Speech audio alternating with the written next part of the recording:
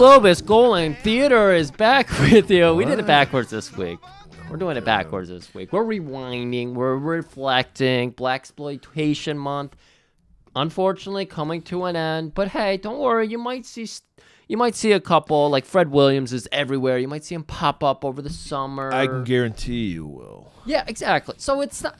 We're putting to bed just the very small age because you, like Murray has told us all month long, blaxploitation was a short-lived world. Yeah, I'm thinking maybe what we'll do is, blaxploitation month will be 70s, and then we'll try to pepper in some like 80s and 90s. Maybe we'll do a Wesley Snipes movie. We haven't done any Snipes, have we? No, we haven't. I don't think so. Did we do Blade? No, we have not. Okay. I've never seen Blade. First one's not bad. Yeah, that's what I hear. Second one's okay. Third one, no. My neighbor with the Kid Rock autograph walked out of Blade. Why?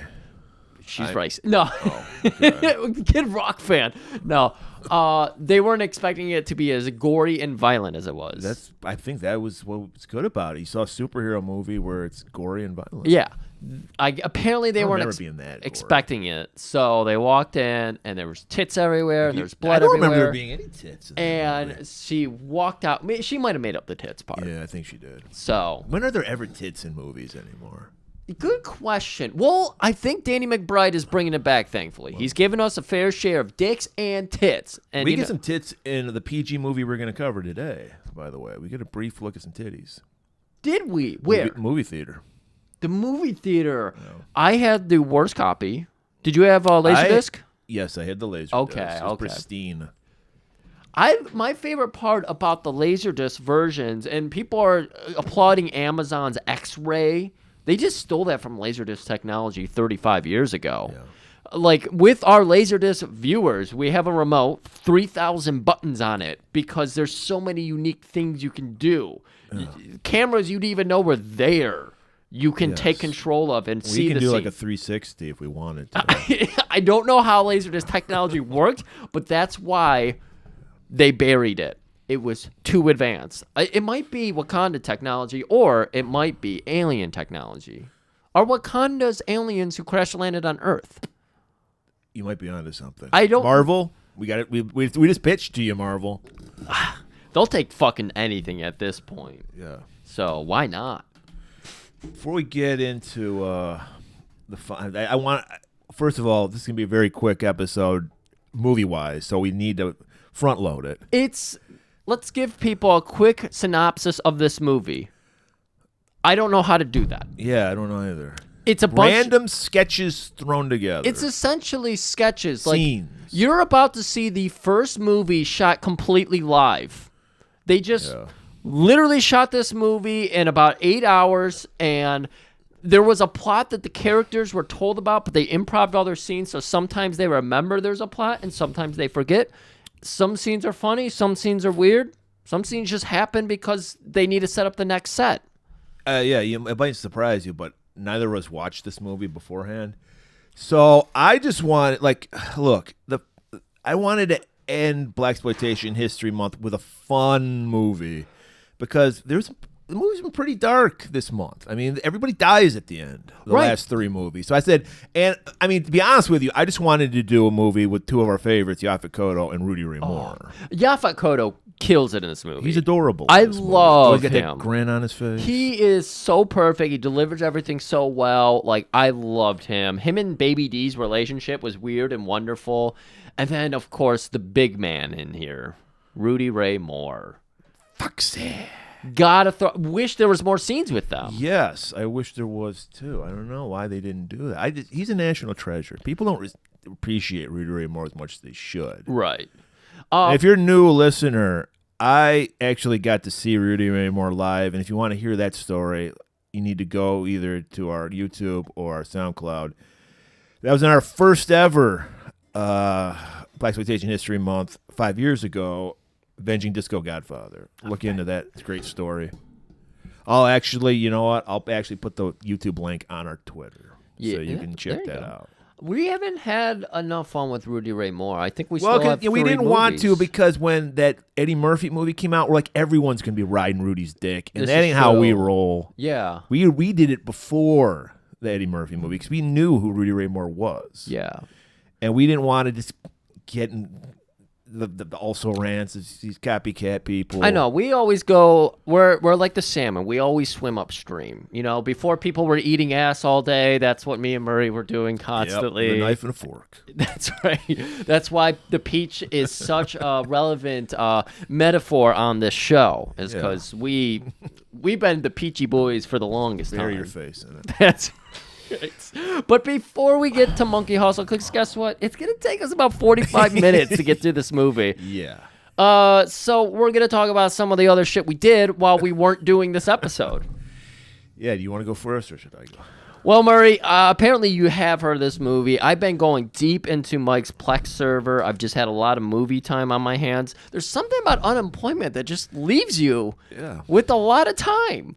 Well, you could be uploading shit on our YouTube, but No, that's all right. You gotta make them wait for it. we got competition now. Savor. I'm not gonna. We have I'm not gonna- competition now? I'm not gonna advertise, but somebody we know started a rival. You mean in our own you know what he universe.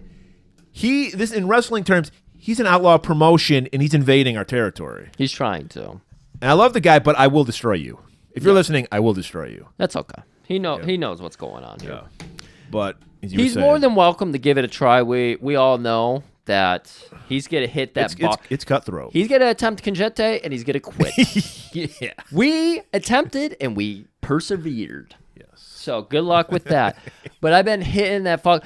A while ago, I heard I did several movies here. I heard about this hoax they put on for on BBC in the early '90s, and it freaked people out because Like a War of the Worlds type thing? it was a War of the Worlds for TV type situation. And so people would click on and go watch this. It's very fun. It's of its time. So if you like 90s camp shit, you would really love this. But me and Kayla watch Ghost Watch. Never heard of it. Really cool. Everybody plays their part so well. It's like a TV studio goes to a haunted house, and they're gonna see if they can find any paranormal activity. They got all kinds of camera and computers. This and all was that early shit. 90s? Early 90s, Wow, 92. okay.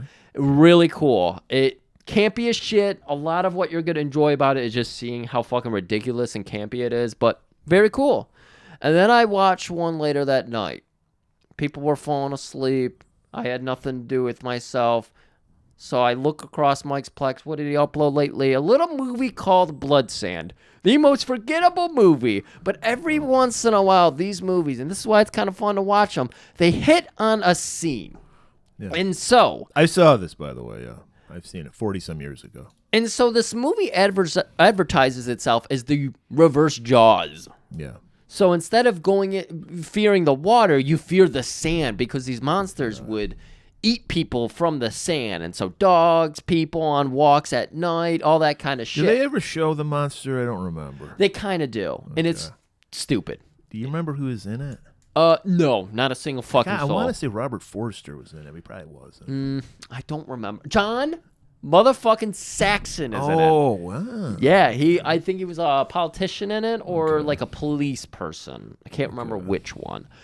And the one memorable scene, and then we'll move on to Murray's movie. That was fun to say. Move on to Murray's movie. There is a attempted sexual assault that's about to take place, and of course, Murray, it's happening under the docks. Stay away from docks. And so this woman is nearly taken down, and this guy, of course, has a hard erection, and he trips. Does anyone have a soft erection? I think they're. I mean, what do you Whiskey call? dick? I guess. No, whiskey dick. I guess it's. What do I they guess you call- could. Yeah, you could have a soft erection. I think it's chub. big, but it's not. Think like chub. You know. You don't want to come out of the pool with shrinkage. You want to warm things up, and that way it's Stretch it out. And so this man has a soft hard chub or hard chub. We don't know. I can't tell. I didn't have the I laser think he's dispersion. ready to fuck. He's got a hard dick. He's DTF, and he's down to the DTR. Yeah, down to oh, god damn it, yeah. And so he trips over dick first in the sand, of course. Thank God it's sand, because it would really hurt if your dick hit some concrete. That's true. Well, he ends up getting the worst end of that. He was probably thinking the same thing. Whew, glad that wasn't cement. It would have really put a damper on my hard Snap dick. my dick. Yeah. Instead, what happens is he starts to kind of get up, but no, a monster bites his dick off. And they zoom in to show like his crotch. And you know what? That's the only thing you're ever going to remember about this movie, because that's the only thing I remember. I was like, I have seen that movie. That's all I remember. I told him the scene, and Griff's like, that's exactly the scene I was going to talk about. Yeah, exactly. Yeah. And I was just like, oh my God, I was losing my mind. I was shouting at the TV. I was like, thank God for this fucking scene. And I was like, oh man, I don't know how I'll recover. This movie will never top that. Next morning, police arrive. They're surveying the whole scene. They're looking. Yeah, this guy clearly had a hard or soft chub. Searching for the dick in the sand. And then some kids come running up. Hey, we got his wiener. We got his wiener. Oh my God. Oh, and they're like, the indent of the sand doesn't match this dick. This might just be another roaming dick. People losing their dicks all over this beach. That was it, Murray. That's it was a blood hot sand. dog, people, by the way. It was kids pulling a prank. It was kids pulling a prank. It's he fun. did get his dick bit off, but They didn't yeah. find it. The monster ate it. He did lose his dick. Well, while you were looking through Mike's Plex, I was scrolling through Tubi. Yeah, you got that on your TV, is that right? Yes. Yeah. And they actually have a Giallo section on Tubi. Do you know that? Oh, shit. Just Giallos. Tubi's getting it. They know it.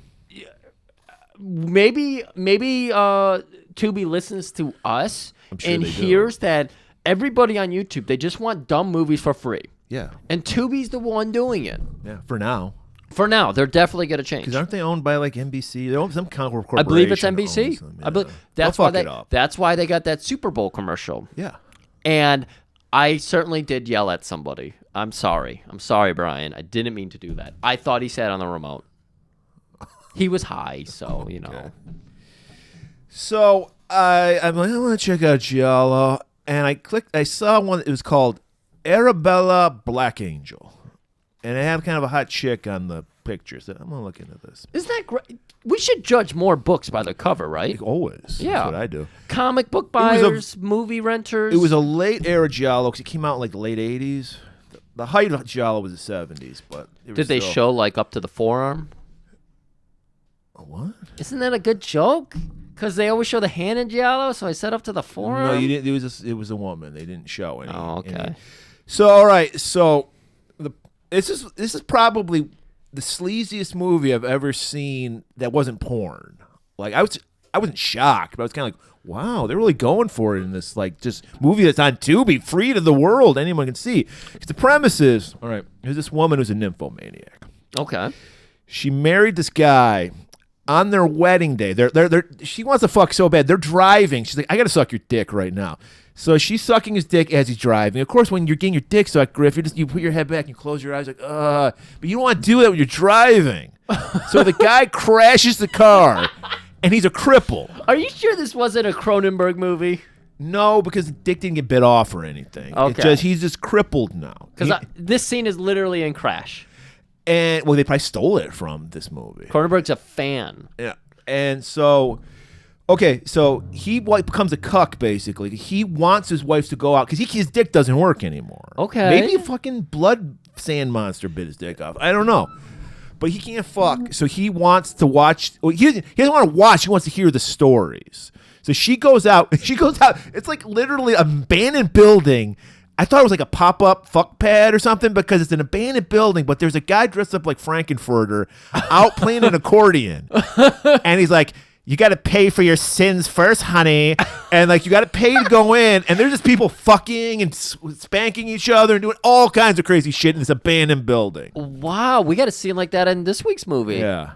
I don't want to give too much away because we're gonna do this movie, I think. Because, okay. But yeah, so yeah, it's just this chick is just constantly fucking.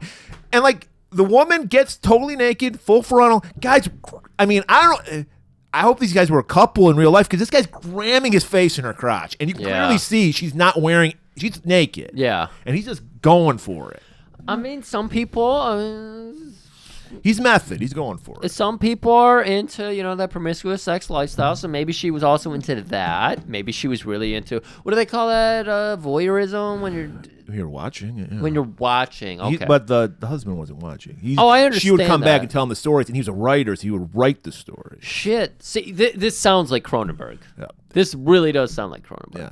I mean, good for that guy. He looted his dick and he gains his dick in a whole new way. He's got his fuking novel dick. Well, he's kind of frustrated too because he's having writer's block. I don't want to give too much away. Like, we might do it because yesterday. Just give him the tip. Yesterday, yes, that's all you get right now. You got to beg for the rest of it. I put up on our Twitter, even though I should never listen to our listeners. For some reason I just do.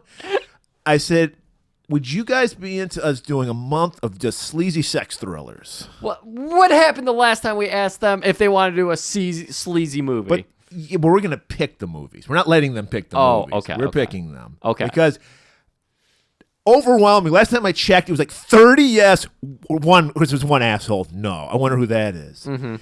And so I guess we're not doing it next month. Next month we have a huge month of big movies. But maybe April, May, we might throw it together.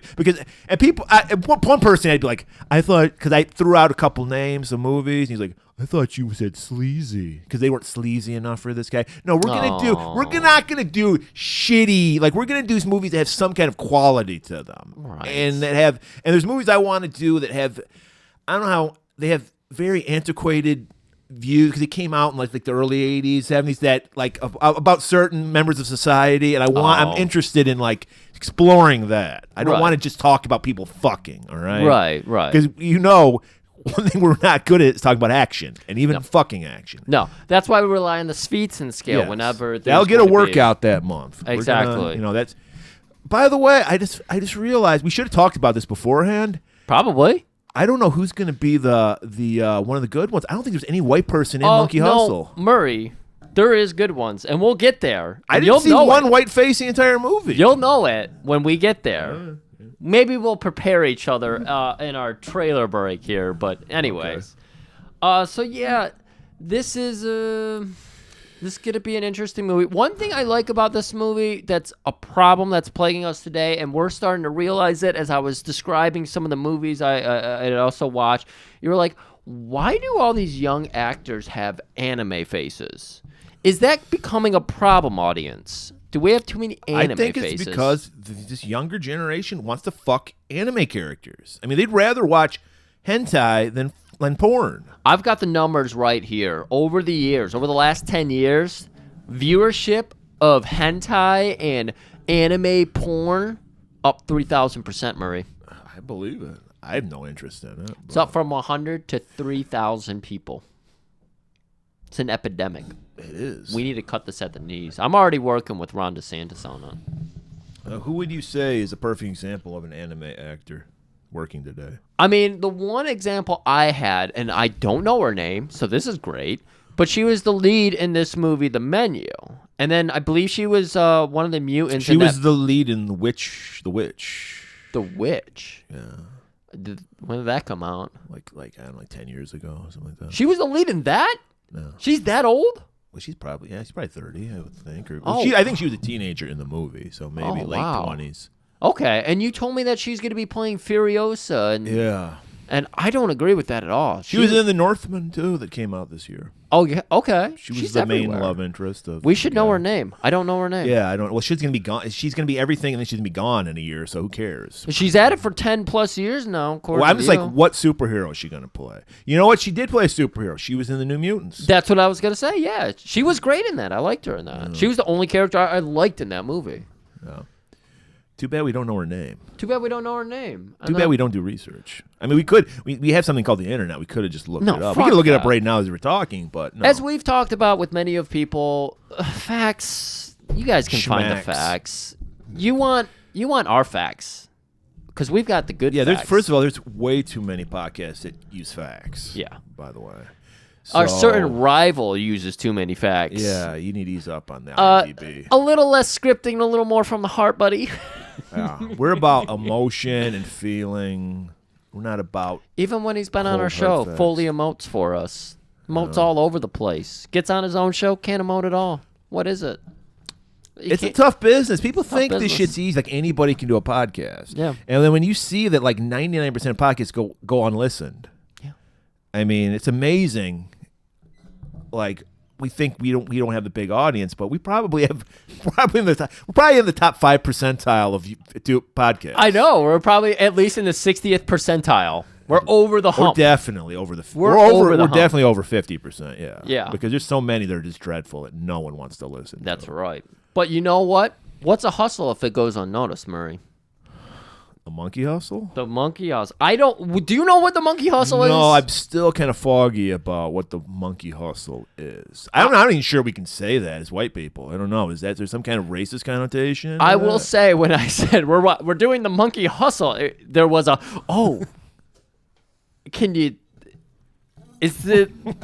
I was like, I don't know. I don't know what the monkey hustle is. Well, I think what they're trying to allude to, like, because his Yaphet Kotto's character is named Sweet Daddy Fox. I think they're trying to do the whole, like, African kind of fables type stuff, like Brer Rabbit and Brer Fox and all that shit. You know, from Song of the South, which no one's allowed to see anymore, like that kind of shit. Okay. I think that's what they're kind of going, because all those characters are like trickster characters. Okay. And that's what he is. You know, he's this lovable trickster character. He is a very lovable trickster. This is a very lovable. This is a very, like I said, this is a very uplifting, fun movie. Like we had a lot of darkness in the past couple. It's not a racist thing. I'm talking about the mood. Yes. All right. And so I was like, we got to lighten it up, man. Like, let's have some fun. I want to talk about Rudy Ray. Yeah, you think when you got Yaphet and Rudy Ray just fucking riffing together, you're gonna have gold and well, you do when they're together. Yeah, exactly. They're not together enough. Exactly. There's too much of the kids and not enough of Yaphet and Rudy Ray. I wasn't expecting it to be mostly about the kids. When you have Yaphet and Rudy Ray on set, you're like, these two are gonna be the juggernauts, and don't get enough of them. Maybe that was it. They were like, maybe there was some fighting because they were jockeying for control, and they were like, we can't use any of this footage because. As we've talked about, I mean, these two people probably fucking carry a heavy smog with them, and two smogs confronting and all that shit. You can't see anything. You can't see anything unless you're watching on Laserdisc. They actually have. Like it's like an X-ray thing where if the picture gets too foggy, you can actually see.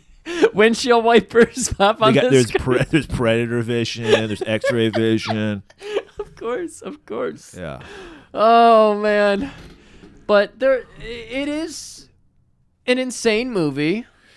Yeah, I've never seen a movie like it. They bring up a plot, and you're like, it's a slice of life in the South Side of Chicago in the 1970s. Yeah, there's a lot to appreciate about it. We probably can't appreciate as much as other people can, but it's still. I didn't hate the movie. It was it was aimless, rudderless. Yeah, exactly. I saw on the internet. First of all, there was no IMDb information about this movie, but people compared it because. Like Blackula was the Black Dracula. Like they would do that. They would make the Black Shampoo was the black version of the movie Shampoo. Okay. They're saying this was supposed to be the black version of the Paul Newman, Robert Redford movie The Sting. I've never seen The Sting. You know, yes, I did see that. Yeah. I know it's about con men. Yeah. But I don't see it. I don't. It probably had a stronger plot, but who cares? I think it had a plot. Like these guys, obviously, I've never heard. It would have been fun to see like interviews with Yaphet Kotto or somebody who was in this movie talk about this movie and their experience for the movie to find out if everyone was happy on set, if everyone liked how it turned out. I think everyone had fun making the movie. I 100%. don't know if they liked the movie, the final product. Right. But still, it's like if that's what I mean, some movies are just throwaway movies. You just see them and you forget about them. We're apologists for fucking just trash movies, you know? You don't have to always have something to say. You can just have a fun time. You can just stick. SNL does this every week for 45 years. They just put random garbage together and fucking people love it. Yeah. So why can't we have this movie just slap shit together and it's just kind of fun? Well, we can because it's the movie we're going to do, whether you like it or not. Whether you like it or not. And if it's on over 75 minutes, you get your money back. All right, everybody. Are we ready to do the hustle? The Monkey Hustle? Check it out. Here's the trailer for Monkey Hustle.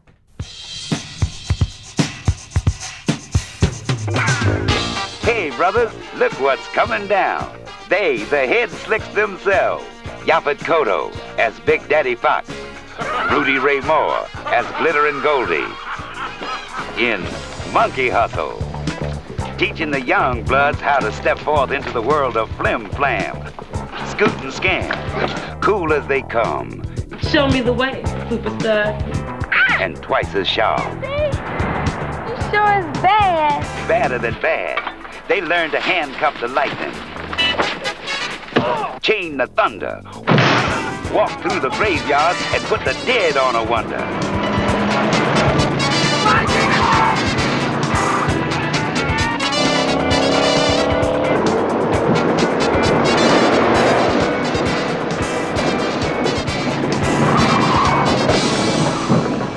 So you see, in order how slick to slick, you can't be sleeping late. You gotta be up early. Hey. You gotta get your righteous scam.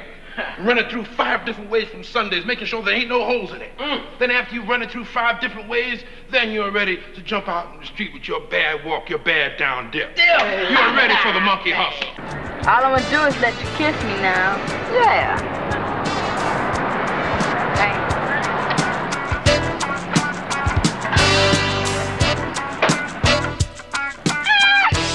Hey, wait, baby, look, I can explain. Look, she's my cousin, and we... Cousin, hell, what you...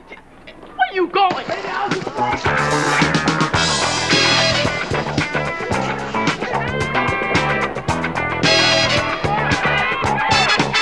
If you're gonna steal big. Goldie will show you how to do it. Come on, Tiny, hurry up. I'm trying, man. Hustle, go win. Gotta hustle. Gotta monkey hustle, go win. Gotta hustle. Gotta monkey hustle, go win. Rudy Ray Moore.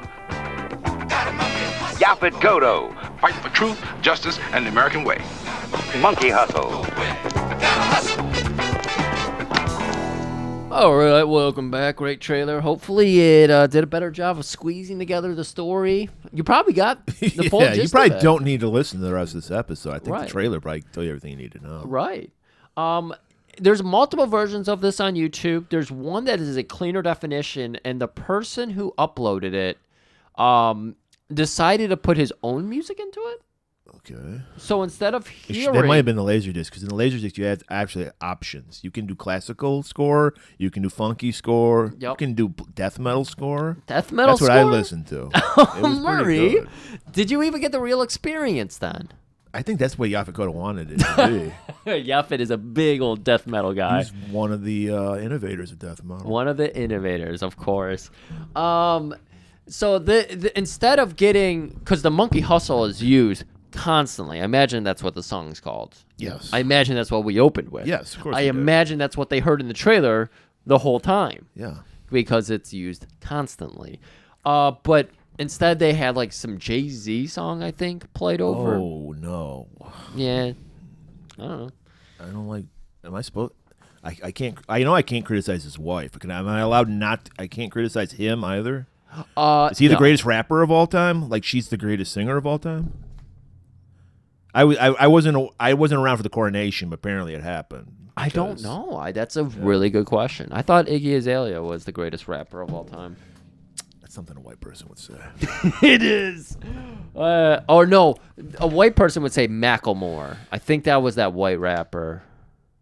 Well, that's already there's gone. certain black rappers that only white people listen to, like Tribe Called Quest or Well, De La Soul. Even Wu-Tang. Tribe Called Quest. Wu-Tang is a nerdy white person thing. Wu-Tang, 100%, I would agree with And that. of course, the Beastie Boys. All Beastie suburban white kids Boys. love the Beastie Boys. Tribe Called Quest is fucking great. I mean, I liked the Beastie Boys when I was 12 when they came out. Yeah. And then I was like, yeah, these guys are a joke, you know? Yeah, I grew up loving Beastie Boys, and now it's like, I'll listen to something, and it's like, oh, yeah, that was fun. But I would never listen to another album again. Yeah, Wu-Tang is definitely something that white people use as cred. Yeah. I'm a big Busta Rhymes guy. You're showing your age. I like Ice-T. That's how old I am. Yeah. All right. Busta. Who never gets enough credit for inventing gangster rap, by the way. It wasn't NWA. It was fucking Ice-T. 6 in the morning. Look it up. Oh, another white rapper. He's a black guy, but white people love him. Drake? MF Doom. Oh, okay. He 'Cause died, didn't he? He died last year, Okay. sadly. COVID? No, I don't think it was, but his songs are fucking great. Okay. But you know what is great? Monkey Hustle. We're in the south side of Chicago.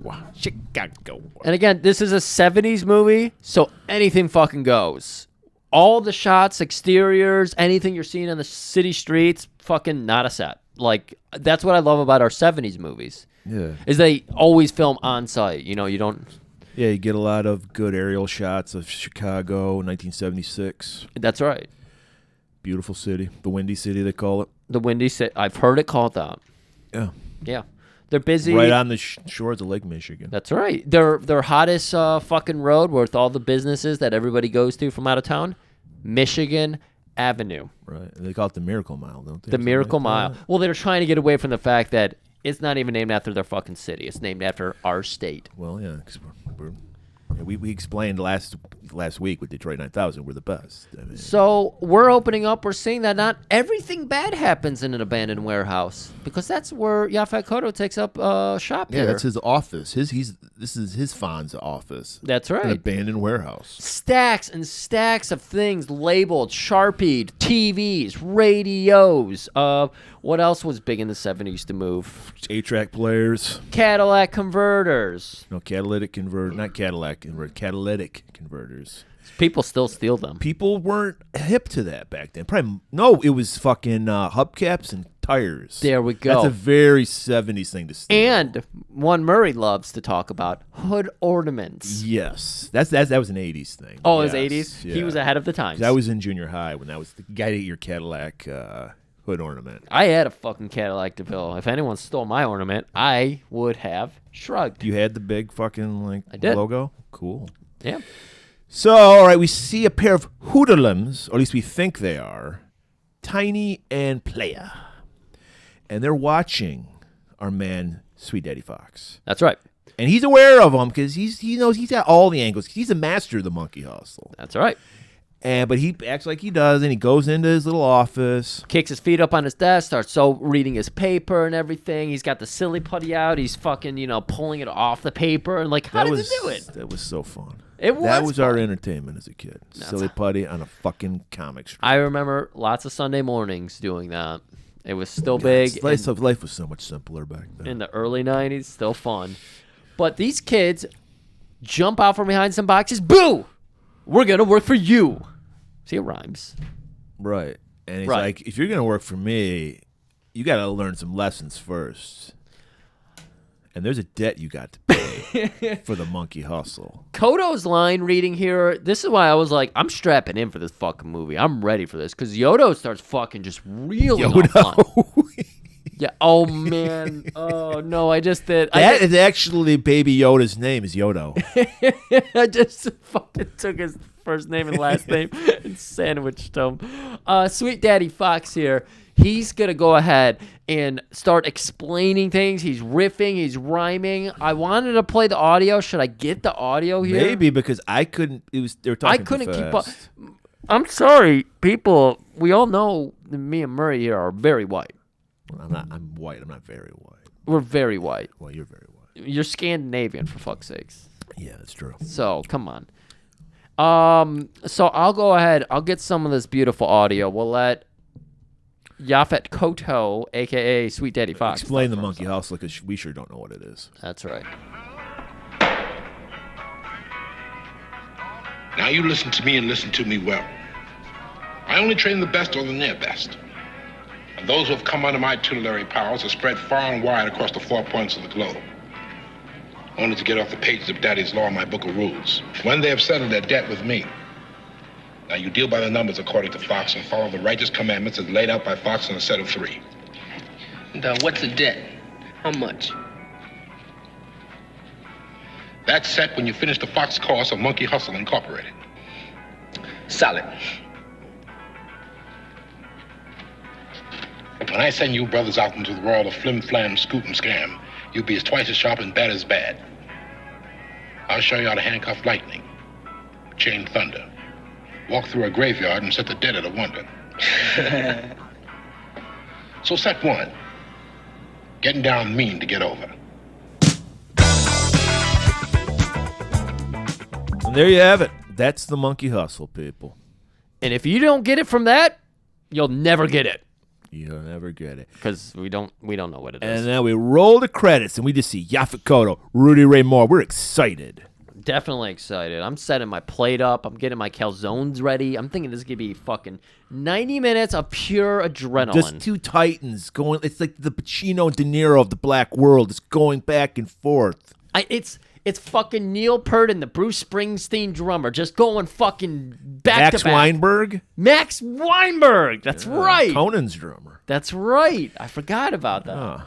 And yeah, that's it, exactly. So he's just walking the streets. As we come out of the credits, yeah, he's walking. Yeah, looking dapper in his suit. Right. He's got like a newsy cap. He does wear a suit. We learn from Rudy Ray later on in the movie that he's dressing like an insuranceman. Yeah, if only, oh my God, if Dolomite Designs had done the wardrobe for this movie, it would have fucking elevated this movie so much. Because Rudy, his outfits are fucking on point in this I know. movie. 100%. I don't think it would have worked for Yaphet's character in this to wear Dolomite Designs. Yeah, but I get where your heart is. Now, if you told me during a certain dance scene, maybe Goldie works his way into like Baby D's heart or something, and they show up to the dance. God, that would have been so I good know. if Baby D was like a mini fucking Goldie. Missed opportunities, but still fantastic. Yeah. Anyways, Because he is, in a way, a mini Sweet Daddy Fox. he is. Because he always got the cigar, like they had the cigars. Exactly. Yeah. So he spots this character, which we didn't know. We had to look at the credits. Mr. Moletz. He's probably was like a stand-up comic or something. I'm guessing a comedic actor because he's kind of weird looking. Yeah.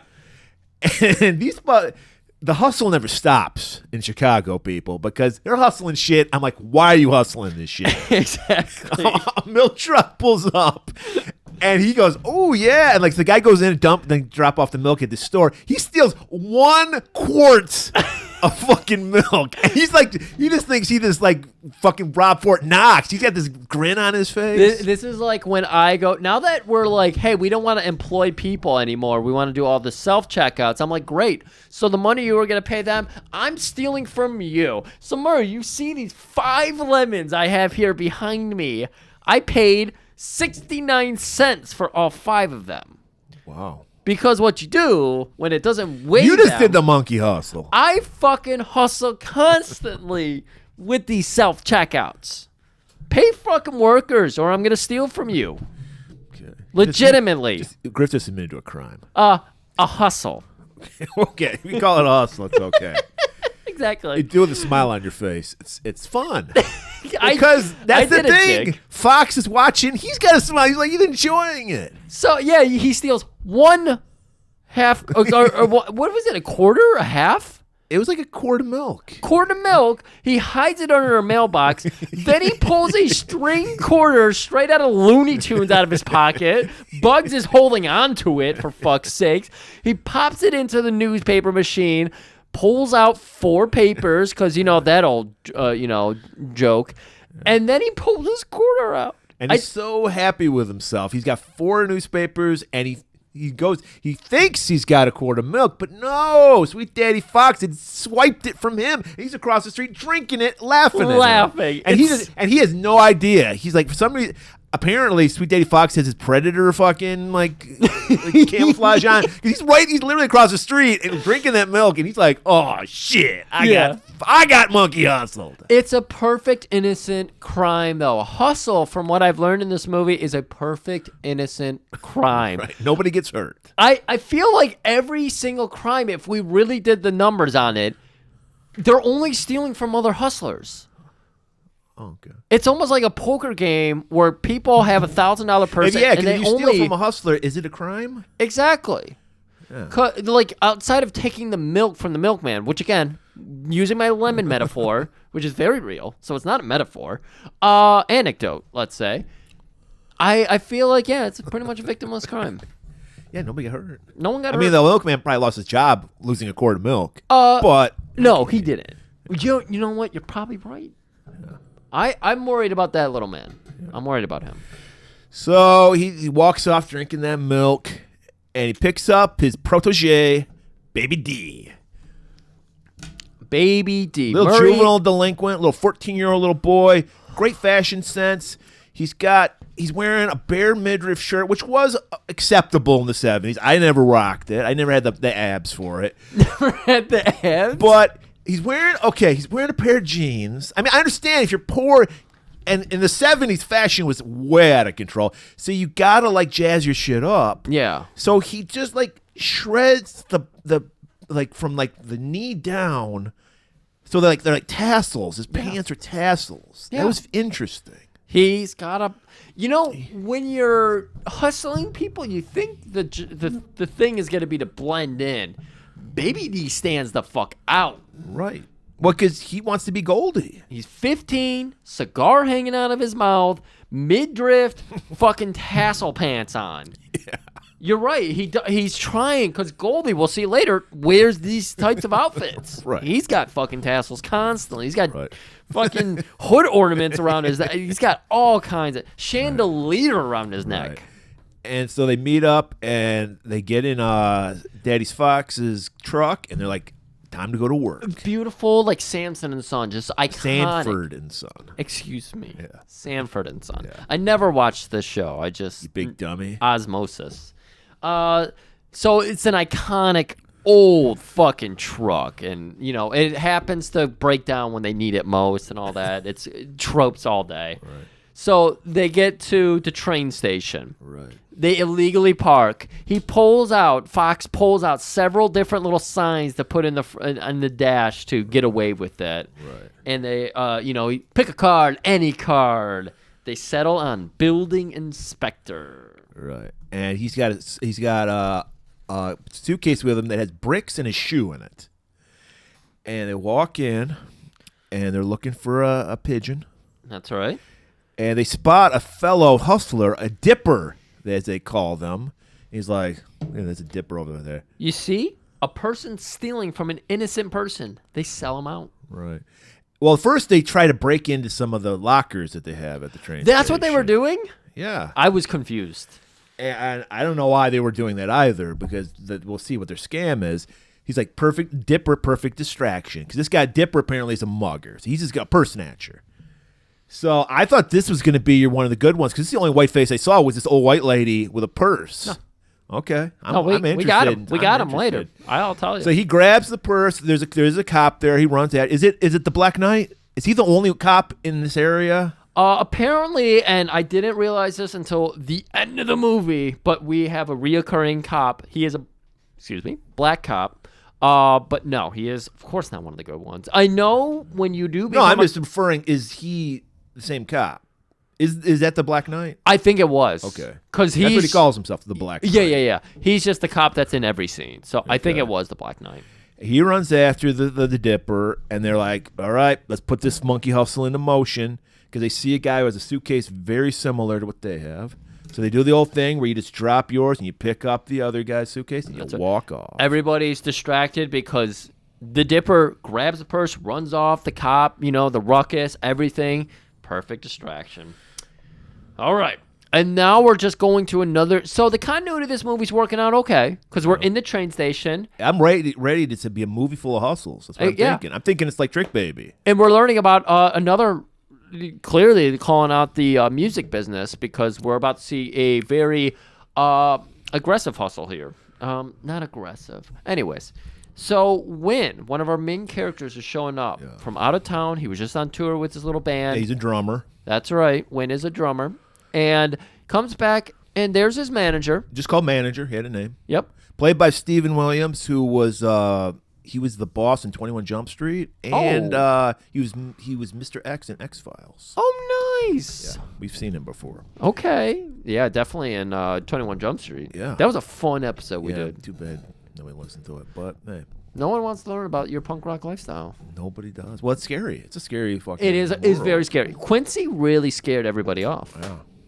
What just happened? I don't know. Something fell. Something did fall.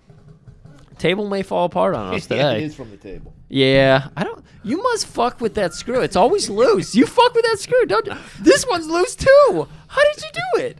It's a monkey hustle. How is this? So so Win is coming off tour. He's like fucking Bon Jovi, getting off the Learjet. He's just exhausted. Got $10 in his pocket. Right. He's met by the boys, fucking Tiny and Playa, his friends. Well, he has an interaction with his manager. Well, the manager is like, he's like, he's like, where the fuck's my money? I've been on tour for 3 weeks. Man, we made $50. You told us we were gonna make at least $200. You know, all the hustles were really nickel and dime shit. It was like they were literally giving each other dollar bills. Yeah, because like they make $50 and you got to split 5 ways. Right, like, that ain't shit. That ain't shit. And you go to jail for that shit. But that was the '70s. I mean, that's like $50 today. Well, yeah, just for inflation, $1 is about $50. So you do 2 of those a day. You're making $100 a day, $500 a week. That's not taxed. That's not bad. Could be worse. Okay. But yeah, the manager's giving him the runaround. He's got the money. He just doesn't want to pay Win. Mm-hmm. And Win is like, fuck you. I'm done with your shit. Yeah. Man. In fact, he wants Win to pay him for the tour. So Win actually pulls money out of his pocket and slaps the manager's hand. And then, that's when Player and D walk up because his bandmates run off. And so they all joke on manager for a little bit. And manager scampers off, realizing he's made his money. He's probably going to go. You don't see him till the end of the movie. Yeah. And they're walking out, and I think they were going to, because Player and Tiny were there to pick him up, but they don't have a car. Right. They were supposed to bring Win's girlfriend. Vi. No. Vi. That's his Vi, girlfriend. yes. Yeah. And yeah, there's some heat between Win and Vi, which we'll get into later, but I think Tiny hitchhikes, and this fucking gay stereotype, like in a Cadillac or something, stops. And it's like, oh, he's this gay creeper that wants to pick young Tiny up. Yeah. And Player's like, what the fuck are you doing, man? And he grabs him, and it's a little like, it's the 70s. We can make fun of gay people back then. It was, it was very homophobic era. Yeah. And then they're just walking along, and then Fox rolls up in the Sanford and Son truck, and with Baby D, who happens to be Win's little brother. which we don't know because first we see there's some heat between them. We don't know why. Like why do they hate each other? And they don't hate each other. It's just that Win is like an upstanding citizen, and he doesn't want his brother getting involved with this hustler, fucking Fox. Exactly. Baby D is going low, hustler lifestyle. Win is trying to do something artistic and get, punch his ticket out of fucking, the hustle. Right. So he's kind of pissed at Fox. He's like, fucking leave my brother alone. And Baby D's like, fuck you, man. I'm making money. Throws $3 in his face. That's right. Somebody's got to buy Mom the fucking Cheerios she eats every morning. So there's they're acting like a high school education is a college education. Like here, it's like back in the 70s, it was though. Like, you graduate from high school, you think you're some shit, you bougie motherfucker, your high school diploma. I don't need that shit. I'm a hustler. I'm making money. Flashes that $3 again. And Fox got the wheel, so he's just like, I bet you kids want to make a couple extra bucks today. So he drives them out to the middle of nowhere. This was a weird scene. I didn't understand this. Yeah. So they go out. So he's got a stash. He's like, I got to pick up this stash. Right. He's got stashes all over Chicago. And again, this is beautiful because these are not fucking sets. They're just weird locations they're taking us to. Yeah, this is probably literal the South Side of Chicago. Right. It's so cool. So we're just on this weird old house and everything.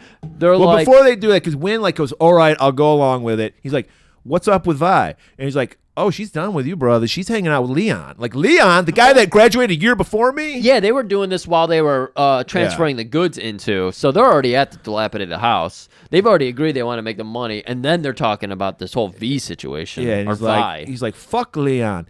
And then Tiny and Player are kind of like, maybe we should be running numbers with Goldie. Why are we fucking with this Fox dude? Then when we hear this name Goldie, we're like, what the fuck's up with that? That's interesting. Right, because, again, like you talked about, they're making $3. Baby is Fox's right-hand man, making maybe $4 or $5 a day. Right. He's literally flashing pocket change. He grabs a handful of nickels and with each hand drops them into his hand. He's like 2 flies fly out of his wallet, and he's like, yeah, that's 2.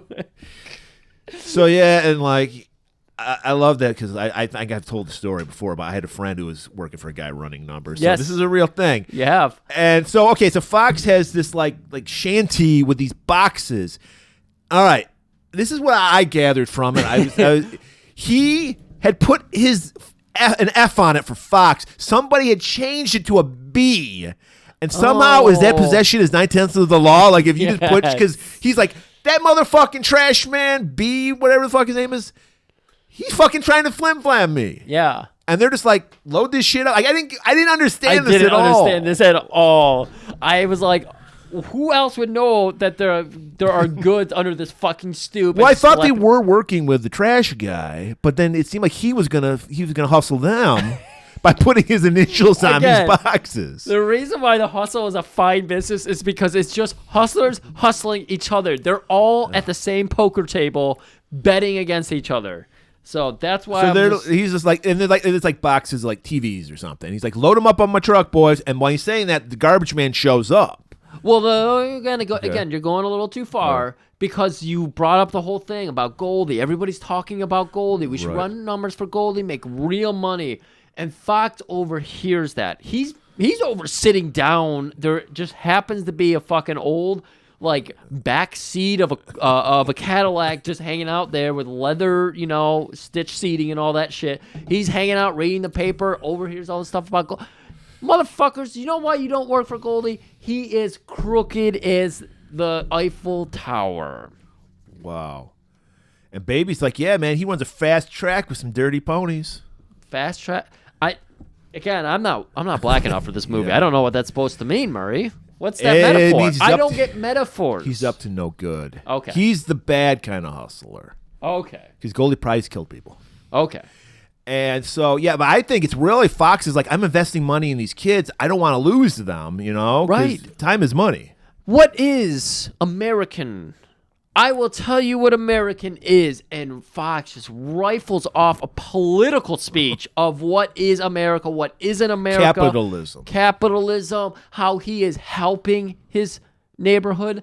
And everybody is in circles. They don't know what the fuck they just heard, but they're just like, yeah, I think you're right about Everybody that. but Win. Win is like, what's so up and up about your business? Well, no, that was what prompted Fox to explain his business. And even Win is kind of suspicious of it, but he's a little distracted right now.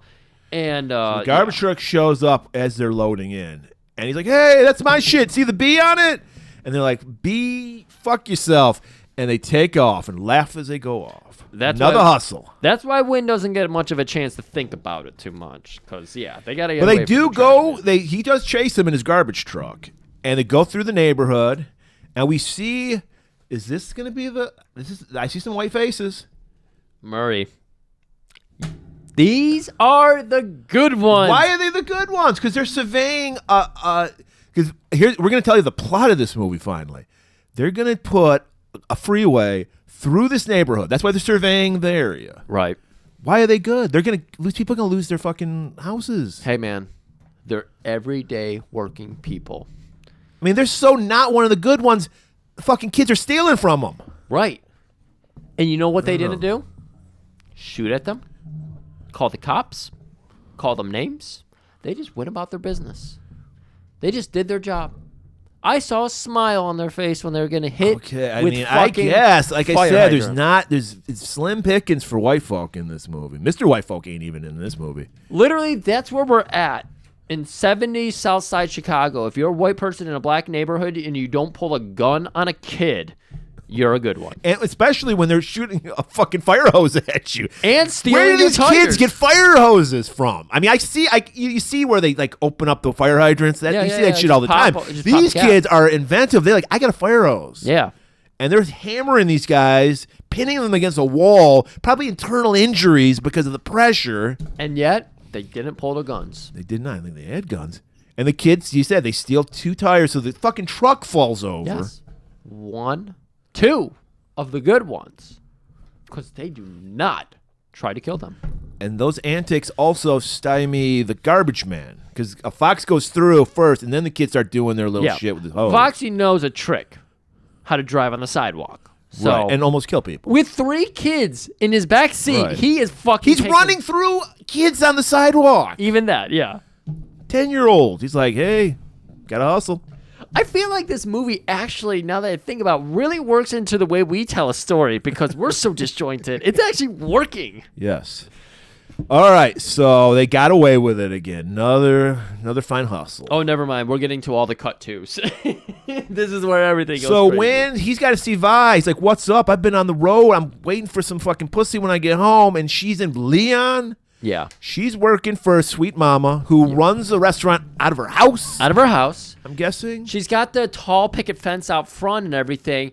And draped on the fence is signs, hot dogs, pancakes, A waffles. lot of flapjacks in this. Flapjacks. Because we got a guy who's he's a master of the flapjack. He's working on the tiniest stove range, cooking for like 18 people. That's And what you got to do. She's hustling herself. she's hustling herself. This movie's all about the hustle. She lives in this house, everybody. Yes. And she works out of it. I think she actually lets like rooms out because Vi's living there. Or is that her mom? I don't know.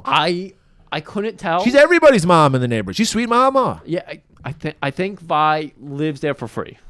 But She works. She works for I her. was just gonna say, well, she does work for her, which I think some conservatives would like to go back to that. So Wynn's like, "What's up with this Leon?" She's like, "Motherfucker, I didn't hear from you. I gave you self-stamped dress envelopes to send me some letters. You remember, people?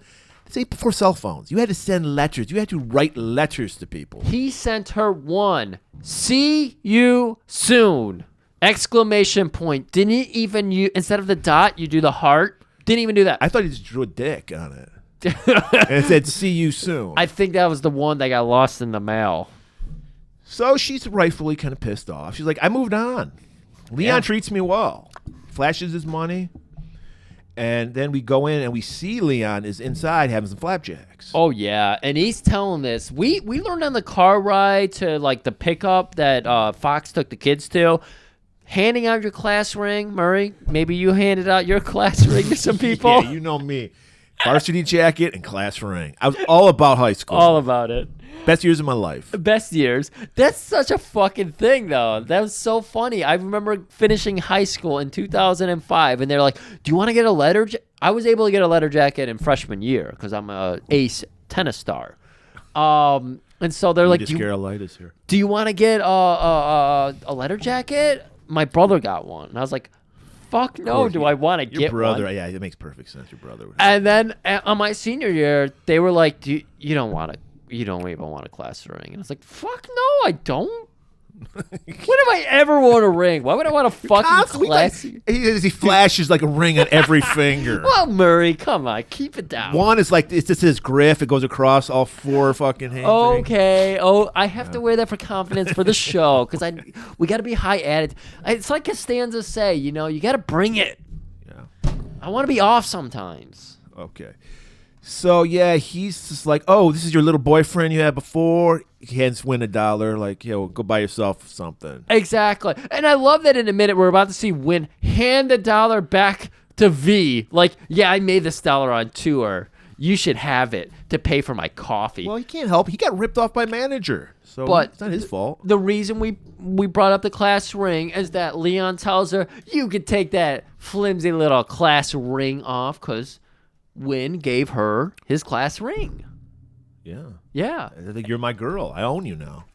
Class ring. I mean, come on.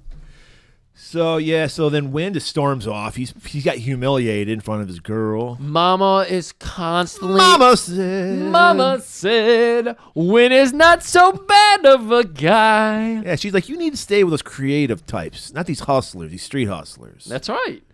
I mean, my friend married a drummer. They tour the world. I mean, she goes with him, but they tour the world together. Sounds awful. I mean, to be packed into a van, 70s touring. And like you said, when you used to go shows in the late 80s, early 90s and everything, some bands want to go on until 1 a.m. Yeah, it was awful. You didn't know when things were going to happen. But that was rock and roll. You had to do that. That's rock and roll. Yeah. Rock and roll's about being late. Rock and roll. You don't follow the schedule. You're a rocker. I ain't got no schedule. All right, now here's a new character, Joe. We're getting back to the supposed plot of this movie. Joe is get this, a community organizer. Yes. That's Where's that going to get you? Presidency? I don't think so. Right. So he is trying to, use whatever means he can. He's talking with Alderman Black about you need to stop this fucking gentrification. Ruin our neighborhood. Because apparently there was a push in the 76 to have the Olympics in Chicago. And they thought getting this fucking freeway was going to bring the... And you know what? Apparently it didn't work because they don't get the freeway. Spoiler alert. And the Olympics never came to Chicago. Murray, I overheard this conversation in another movie that we did this month. Ice, the Trick Baby movie. Yeah. That was one of the dinner conversations they were having. Oh, we're just going to pave over the south side of Chicago and put a freeway there, and then maybe they'll get the Olympics. Brings so much money. Every fucking city goes bankrupt when they and do they're I heard one of them say, yes, my wife, Marjorie, has a friend that has a fleet of pussy that will be ready for the athletes. Amateur athletes have money for pussy? Huh? Marjorie? Amateur athletes. Oh, how are they going to pay for pussy? The Olympics is all about fucking. Have you never listened to what happens with prostitution during the Olympics? No. It's off the charts. I thought the athletes were just fucking for free. I didn't think. Some of the athletes fuck each other. It's like modern wrestling where the people working just fuck each other. Intergender. Yeah. But yeah, no, they used to. There's a big prostitution problem around the Olympics. Was it a problem? For me? No. But yes. So Joe, his things, I'm going to put up posters. And he hires the kids to do that. So he's like, where the fuck are those goddamn kids? Fucking Tiny and Playa. Finds them painting a mural. And they're just like, hey, man, we don't need to put up posters. Goldie's going to take care of this shit. Yeah. And he's like, this is where we start getting all over the place because, again, we're slapping skits together. Right. So this is part of this skit. Tiny and Player are helping. They're painting a mural. But then we hear Wynn is going to play at the big block party. This is going to fucking stop this fucking gentrification. A block party. Right. And we hear the music fixes everything. Dave Chappelle's Black Party solved all the problems. Right. Did you see? Has there been a freeway put in where that party took place? Exactly. No, it hasn't been. No. We learned about the one congressperson, Alderman Black. Which I don't know how much any power an alderman would have to stop a fucking freeway from going through. I don't think he'd have nothing. Right. Alderman. And of course, we're hearing rumors amongst the children and amongst Player and Tiny that Goldie wouldn't allow a highway to be placed over his territory. He's the true controller of the South Side Chicago. Is Goldie? Right. It ain't the alderman. And guess what, everybody? We haven't seen Rudy Ray Moore, aka Goldie, until we're like a half hour into the movie. Yeah, and we're like, where the fuck is Rudy? And here he is, Murray. And where is he going? Mama's restaurant. Joints? Mama's diner? Driving a green Cadillac, wearing gold. Why, Griff? Green for the money, gold for the honeys. Damn. And it's looking Dolomite designs through the roof. He's looking beautiful. He's got a jump. Is he wearing the jumpsuit? Yeah, well, he's always wearing jumpsuits. He's always, you know what? Sculpted chest hair. Let's just go ahead and a black power fist. I've got to talk about this right now because you know what? One of Kayla's favorite artists is that Harry Styles man. What? And I've seen Harry Styles now a million times. He did not pay homage to Beyonce. He's canceled. Yeah. He had the audacity to win a Grammy that should have went to Beyonce. Fuck him, first of all, for that. Yes. There's rumors that he's bald. That's a fun thing that's out there. People have... That would be funny. People have done the laser disc technology, but like, where did his hair come from? Like, it's funny. It'd be awful to be a young sex symbol going bald. He can't pull it off. He's got to be at least 30 by now. I don't know. Isn't he like a boy band guy? Yeah, he is. Yeah, from back when. But yeah, I feel like I could see him being bald and trying to hide it because, of course. But he was somebody who everyone's like, he's bringing the fucking overalls back. He's doing it wrong, first of all. Yeah. He's paying homage to a certain man without, like Beyonce. Talk about a guy who's too white. Talk about fucking not paying homage because he's doing the Rudy Ray Moore. He's ruining Rudy's look. Harry, whoever you are, stop it. Harry Stop It styles, more like it.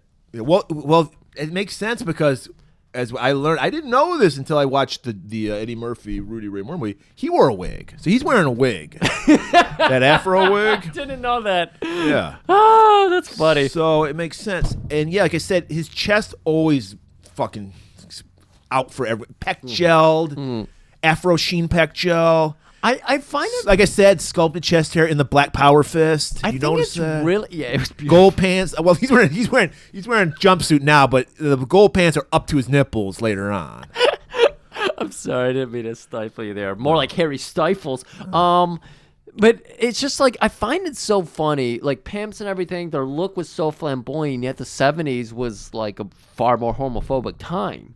Yeah, It's just funny. well, how that's the thing. We pointed out. We were talking about this beforehand. These tough badasses, and it was also in the early days of hip hop too. Very gay fashion. very look. gay. As you would, what you would consider, you would call gay fashion. Yeah, Like yeah. like guys, like literally, like gay hustlers would wear these outfits. Like guys had shirts where they would tie the knot, like they look like the Dallas Cowgirls. Yeah, we have one character in this movie, and he's like who a does thug. that. Yeah, and his shirt is like yes, tied that's up. right. He's Leon's right hand man. Yeah, Cobra. He's called Cobra for fuck's He's got the sake. fucking like tough ass, handlebar mustache. Well, actually, now that I think about it, I was watching. Like he was Mo. He had the vest. He wore Okay, a vest. okay. But yeah, he looked like a badass Willie Dynamite. Yeah, Gordon from Sesame Street. fucking was he?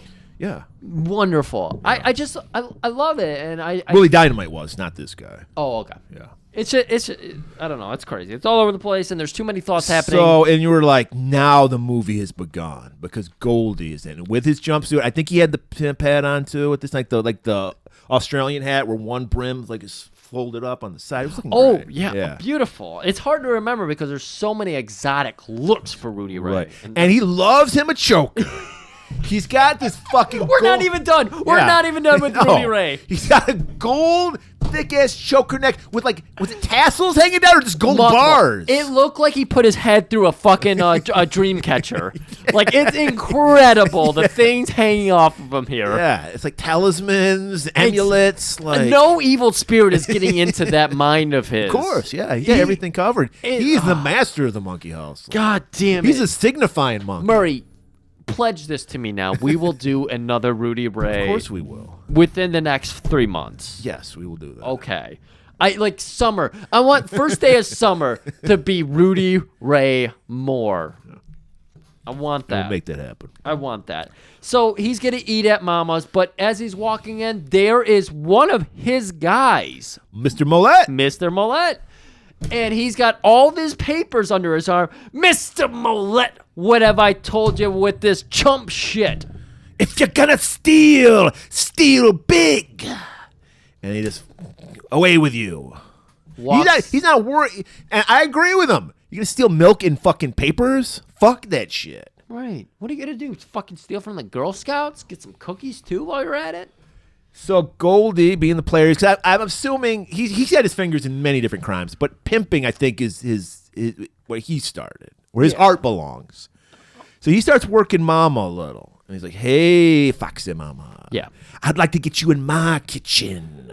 I mean, he starts... Cook me some grits." Yeah. He wants something hot and greasy. He's like, "Give me something hot and greasy." She's like, "I can do that for you, Right. But I'm not gonna come work for you." And we see our chef in the background with his little earmuffs on. He got the headphones on, and he's grooving while he's just cooking copious amounts of food that no one ever seems to be eating. He made the highest pile of flapjacks ever seen.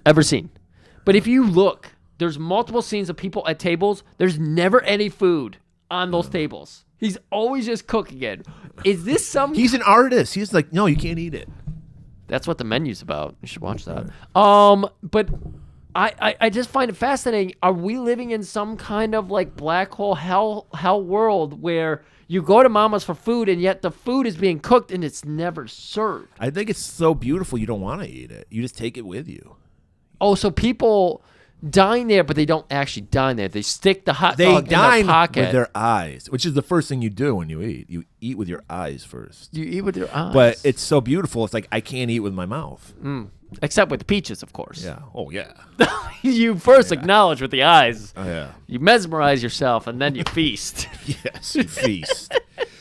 So yeah, Oh, too bad it's a blaxploitation episode and no one will come feast on this. yes, your loss is all I got to say. You're fucking lost. Yeah. Racist. That's right. Left So- behind in the waves. Fox rolls in, and we see that there's a friendly rivalry between these two. Right. There's an history between these two. Yes. Which we never. I like that. We never get, because we learned that Goldie owes a debt to Fox. Yes. We never learn what that debt is. This is one of the things that both of us fucking love about movies. When you don't tell us everything, when you leave some things to the imagination. There'd be a fucking 15-minute flashback now of what he owed him. Right. If it was made now. I mean, but I forget where I was going. That was a Well, I'll terrible tell you time where to you're introduce. going. There's a rivalry, and he's just like, Foxy, I do not like being in debt to anyone. Let me get out from under you. He's like, no.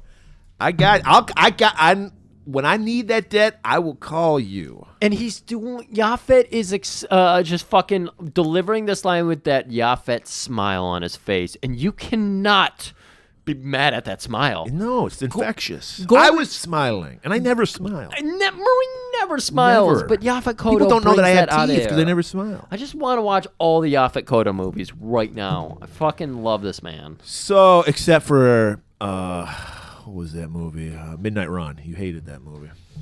Did I? Yeah, you said you hated that. When did I watch that? About a couple months ago. Shit, which one was that? Robert De Niro and Charles Grodin.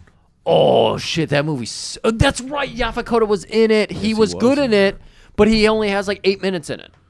The rest of that movie fucking sucked balls. I'm gonna find where I brought disagree that with up. you. I like Midnight Run, by the way. I haven't seen it in 30 years, so maybe it is bad. I don't know. No, when you go watch it again, you're gonna agree with me. You're gonna be like, wow, All that right, was- so what is Baby D up? He's trying to get some pussy, some 16-year-old peaches, and see he's seeing watching this girl Sweet Potato. Yes. That's his target. Yes. But he's 14, and this you remember the day 16-year-old girl ain't dating no 14-year-old little boy. Nah. Fucking 2 That's years. not- When you're a that's- teenager, 2 years is like 20 years. You swap it? Yes. The other way? No. Not gonna happen. Yeah, not gonna happen, brother. Bro, not gonna happen. And she's putting up some posters. She's the one kid actually putting up one, trying to save the neighborhood. Right. She wants to make a little scratch for herself as well. He sees her bending over to pick a Sees that staple up. peach. And of course, when you see I mean, look, she's a kid. I wasn't interested, but I love that. I love the fucking short shorts with the knee socks. I love that look. But I understand she's a kid and did not do anything for him. Well, it's a look that seems Yeah. to be coming back, so Yeah, that's a well, good thing. good. That's a good thing. Make I it agree right. with you there. Yeah. Yeah. And fucking Baby D agrees with us, and he's appropriately agreeing with us. Yeah. like we're not going there as grown men. But Yeah. if I'm 14, I'm totally wanting. Hey, to fuck Sweet everybody, Potato. when she bends over, I fast forward through this Yeah. scene. That's how averse I am to 16. I actually did the fucking Laserdisc 360 and did the front view because I'm like, I'm not even gonna look at her ass. Right. She's a child. I did the 360 where it turned the camera away from the scene, and I only heard it. Well, all you heard was she ain't gonna have fuck the Baby D at all. Baby D's like, I'll get you, girl. I'm gonna get you. Right, the back and forth happening between there, but again, the swagger of a hustler, it's like, how do you escape it? We see that even V is caught under the thumb of a hustler. Right. It's just there's Good segue, Griff, because the next scene we see that hustler Leon. Yeah, we because we're on Wynn's side, we knew there's something wrong with Leon, but Vi doesn't know that, and we learned that he's a hustler in his own right. Yeah. Because he's a pimp and he's trying to turn out Vi. Yeah. He has no interest in her as a. Oh shit, he's trying to turn her around. Yes, that's what they're talking about because Cobra, we said, was the. Well, Murray, it's probably living in Pontiac, but you're clearly more black than me because Yeah, I did of not course I understand am. this conversation. Of course at I all. am. What are we talking about? It's also 70s speak, so Yeah. you got it. So, yeah, Cobra and Mo show up, and they're talking about all the girls they're turning out. And he's like, I got the finest hoe, Vi. Oh, okay. And we're like, oh, shit, this is getting I thought he fucking- was speaking Greek.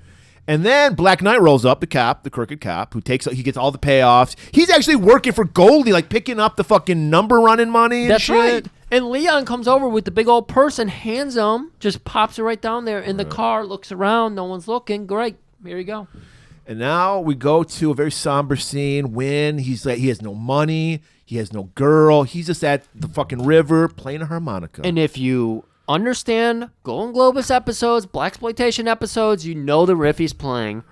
Mama's poor, not a penny in his I pocket. thought he was playing the Sanford and Son theme.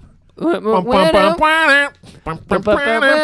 Written by Quincy Jones. Oh, really? Yeah. Question on Clue on Jeopardy this Friday. There you go. Quincy Jones. You know what else the one was? about Rashida Jones? That's her dad. Yeah, it was about, it was Rashida Jones. And you know who her mom is?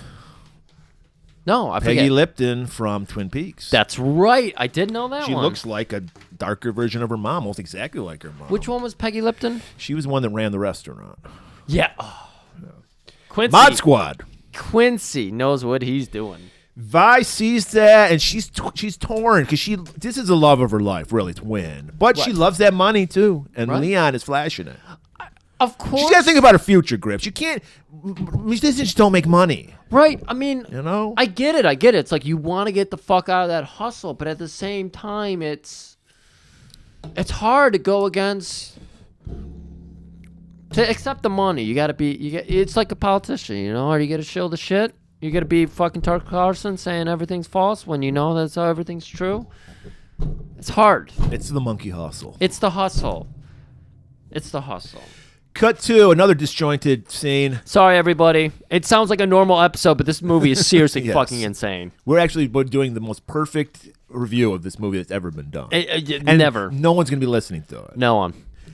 So it's Fox. He's just playing some cards with, he's running. He's putting his numbers down at like give me this number, We 15, 23. We got Molette there. We Yeah. got some other guys there that I don't recall. Yeah, they don't matter. And that's when Black Knight walks in. Right, because he's got the fucking money from the number running. Right. And Drops it off, and like fucking Fox is kind of teasing him. He's like, "You working for Goldie? You're a fucking cop. Do you have any integrity?" He's like, "Shit, I make more money working for Goldie than I do for fucking being a cop." That's right. And you know what? At the end of the day, it's about bringing that money back to our community.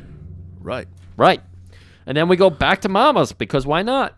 And players there. They're having a party at Mama's. It's like a nightclub. It's a fucking restaurant. You know what? It is, oh shit, I can't remember what it's called from Happy Days, the restaurant. Arnold's. It's like Arnold's, but in a house. Yeah. Because the teens are just fucking filling this It's house. Black Arnold's. Yeah, it's Black Arnold's. Whack Arnold's. And they're in there, they're partying and everything. Player is finding girl after girl because He's a player. He's a player What do they call after him? all. So living up to that namesake, finds a girl. She's got this beautiful, big, natural fro going Is on. it natural? We'll learn. Murray, I was teasing everybody. You really sold it to him. Just in case our audience isn't black enough. Trust me, it's not black enough. And so, yeah, he's picking up a girl, and he's walking. He's like, ready to go to the bone zone. And he's walking out. His other old lady shows up because he's got a girl in every street corner. That's right. And she's like, "What the fuck is this shit?" It's like, "Baby, this is my cousin. She's in town. Don't worry." Of the things that are consistent in this movie, I love that his girlfriend is jealous as fuck about him. Yeah, I like that. Well, you got a guy like Player. You got to keep him. Apparently. So catfight breaks out. He's bringing in $3 a day. Yeah, right. And just for inflation, that's about $200 a day. This catfight goes on for hours. Well, yeah, we got to pad it. There's a lot of padding in this movie. And speaking of padding, Murray, you alluded to it. Right. They rip off the afro wig. That's right. And I got to say, people, if you don't fuck with a black woman. They'll fuck you up. Even if you're a guy, don't fuck with a black woman. I don't know if I've told this story before. You got beat up by a black woman? Yes. Okay. No. But the first day I was in high school, my freshman year, I go to lunch for the very first time, and a fight breaks out between two black women. Yeah, and it's crazy. I've seen it many times. I was like, I will never They don't fuck around with a black woman. They don't fuck around. Yeah. Because the punches they were delivering on each other. Fucking, there was some real. They were. AW, watch the fight scene in this because she's fucking going to the rib. She's working the body. Yes, 100%. I found myself doing that too. I was like, these punches look better than AEW's. That's disgraceful. Anyways, Black Knight has to break it up. He's like, "Ladies, stop this." Black shit. Knight and then they shows whip up. his ass. He gets pulled in like the fucking cartoon Fight Cloud, and he comes out of that going, "Oh my god!" And he's got bruises on his face from the fight. Right. So, Player, he ain't getting laid tonight. So, what if he ain't gonna fuck? You gotta fight. And he's like, Tiny, we know what Leon's up to. We need to tell him to back the fuck off because Wynn's our boy. So they sneak up on Leon. Leon's just hanging out. They alert him to everything. Leon turns around. He's got his back to his car, and he's like, "What the fuck you guys want?" They're like, "Yeah, stay away from Win and V, because whatever." And he's like, "You two gonna fight me?" He pulls out a little knife, Switchblade. a little switchblade, and so they're like, "Oh, you want to fucking fight?" Well, they do the move where you're like, "Oh, you're such a badass with your fucking knife," because they're scared. Obviously, the guy's got a knife, and he's like, "I don't need a fucking knife. Perfect hustle." That's right. Got him to disarm himself, and then they start going at it. But fucking Leon's handling himself. Leon is probably 25. He graduated a year before they actually. You're right. You're right. So he had a probably growth 20. spurt. He's probably 20 because Wynn's clearly like 19. Had a growth spurt because he's a foot taller than them. He's still wearing his class ring. You're right. All He right. was still wearing his class rank, and that's gonna hurt when he punches. Right. And so he's handling. But hey, when you got your backup Tiny with you, Tiny, spit the black mist. Yeah. So he spits some black mist into the eyes of Leon, blinding him. That's right. And they just fucked the shit up on Leon. Beat That's his right. ass. So they get their punches in, they get their licks in and everything, and they're like, let's fucking scram. And we go back to Mama's. Close down. The teen party is over, thankfully. Black Knight probably shut it down. You know what? Probably. Yeah. This continuity is actually kind of working when we do it. Well, yeah, we're perfect. Yeah. And so, what are we going to be doing here then? Well, Fox has got business. Right. He's got his best fucking sweater vest on, got that little newsboy cap. Yeah, Boys to Men, you didn't come up with that look. Fox did. Fox to men. And he starts whispering sweet nothings in the ear of Mama. You know they fucked before. Oh my God, she is losing it. She wants an insurance salesman, apparently. Right.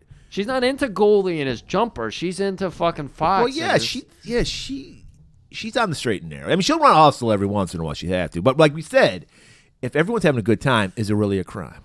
Exactly. And again, they're stealing. Like from Goldie the will same- stab a motherfucker if he has to. All right, but not fucking Fox. He Right. talks his way out of things. He rarely has to stab Right. somebody. It's again, the hustle is a giant poker game. So I guess she's like, I don't know, you're a hustler. And then he's like, let me break down the monkey hustle for one more time, in case you're white and you didn't pick it up for in the beginning of the movie. And he rips off. He's like, yeah, but he's like, I'm getting tired of it. The hustle is getting a little too hard for me. I'm thinking about retiring. Yeah. He's hustling her. He's never going to give up. You think so? He's like Blue. He's never given up the hustle. Yeah, It's in his blood. I kind of got that. I love this He about wants this. to for her, but he knows deep down inside he can't. And I think she knows it too. She's a Yes. smart entrepreneurial woman too. Right. And I think she gets it, and I think she loves that about his spirit. Let it fly, kind of deal. Yeah, I was just gonna say, it's just in this movie again, it's the ambiguity is great.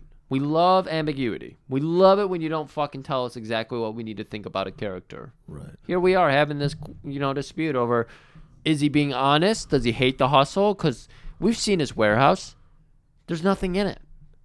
It's blank. He doesn't own it. Does he want to leave it, though?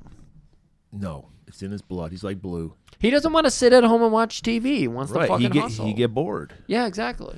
And she knows, like you said, she knows that. So they just said fuck. He is, Murray, if you'll allow this, the Tom Brady of hustling.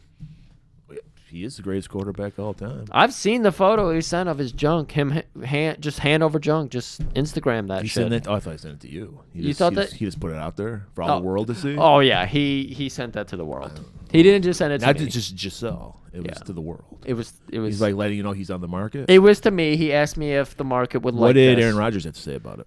Aaron Rodgers showed his butthole. He's So his face. No, his actual butt. Okay, I get those confused. Here's the annoying part about him, though. You know how sometimes he shows up to training camp for like the picture I'm sorry, Abra. with the We're talking handlebar about sports. mustache? Yeah, Yeah, he shaves that into his butt too.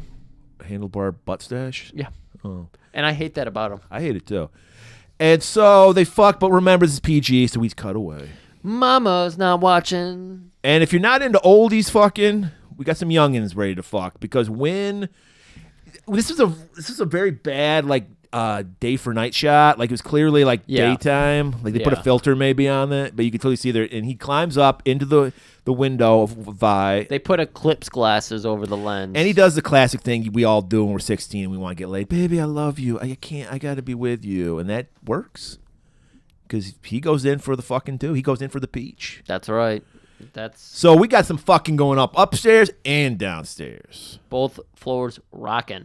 Next morning, the boys, Player, Tiny, heading to the gym. And what do you do? We're preparing the kids for the Olympics. Apparently, Murray told me this. He said, yes, this is why the gym scene exists, because they're preparing for the Olympics. Well, you didn't know that? That's how the Olympics work. Like the host city gets a team. So yeah. These girls are preparing for the Olympics. By And just jumping on a trampoline is what they're doing. they've got the rings out there and everything, the hanging ring. I mean, nobody's doing anything. They're just jumping on a trampoline. And so we're looking around and we're seeing that there's like a bunch of fucking dudes hitting on all these like 15-plus-year-old girls. No women in here, all girls. And Player, of Well, course. there's one woman, Joe's girlfriend's there, but she's not important. Oh, okay. Yeah. And Player's looking around, and he spots his girlfriend, and he goes over, and he's trying to make amends for the previous night. Right. So he pops out a fucking roll of $5. Wow. And she's like, oh my God. Adjusted for inflation, that's a lot of money. And she's like, I'm going to go to the girls' room, and I'll be back. And then he opens up that wad. Bunch of fucking like clippings from like the Yellow Pages or some shit in there. That's like right. 2 $5 bills. But quickly, another girl approaches, because when you start rolling out that flip and flipping it through your fingers, that waft of cash will hit the air. Yeah. And here comes a Pepe Le Pew woman just slinking in over Women, the air. Yeah, they love the scent of money. They love it.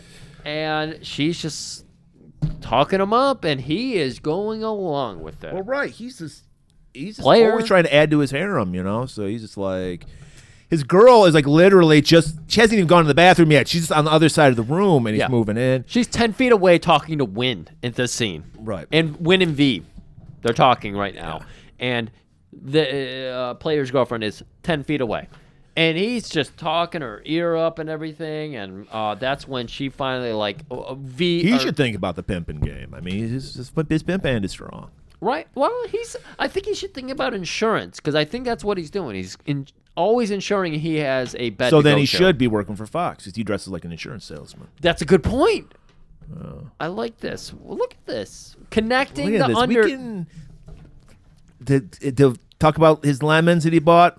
Lemonade. We're making lemonade from these lemons. You know what happens when you listen to other podcasts? They tell you the Go five, to sleep. That's what you do. You hear the 5 facts about this fucking movie, and That then they're everyone's done. heard 5 million fucking times. That's right. They don't talk about players and streams. Like you've always said, or it's like, this movie sucked. It's stupid. Why is it that we accept that and they get the most fucking views? There's some goobers on YouTube right now. 2 fucking fat white dudes. Me and Murray are sculpted, of course. We keep ourselves fit. Murray. Bodies are temple. Exactly. We take care of ourselves. And then you have these 2 dudes who are out there just going, hey, this movie sucked. But they do it on video and they get 30 times the views we get. Well, that's the thing. We don't want to intimidate people. That's why we don't do video. That's why your name's Tim. And Tim. You can't spell intimidate without T-I-M. Exactly. Right. So we already knew from day one, 5 years ago, we can't be on video. Right. We don't. And we also hear a lot about body image, body dysmorphia. We don't want to have boys having that shit now, seeing our bodies. They'd be like, I can't compete. And then we got kids starving themselves and shit. And it's like, no. When I say to somebody, I have a podcast, they say, you don't have a face for podcasting. You come across that all the time. I know. We're constantly sharing this conversation because the face on radio and all that. Yeah. And they say, you should do huge. No. We're radio. Right. Radio. People, when they hear my voice, they think Gargoyle Griff. And when they hear Murray's voice, they think Sex God. Right. But I don't want to. Like I said, they've had that reality shattered so many times by all the slick voice radio men over the years. So we keep it here because look, people gotta lower your bar and you gotta fuck what's near you.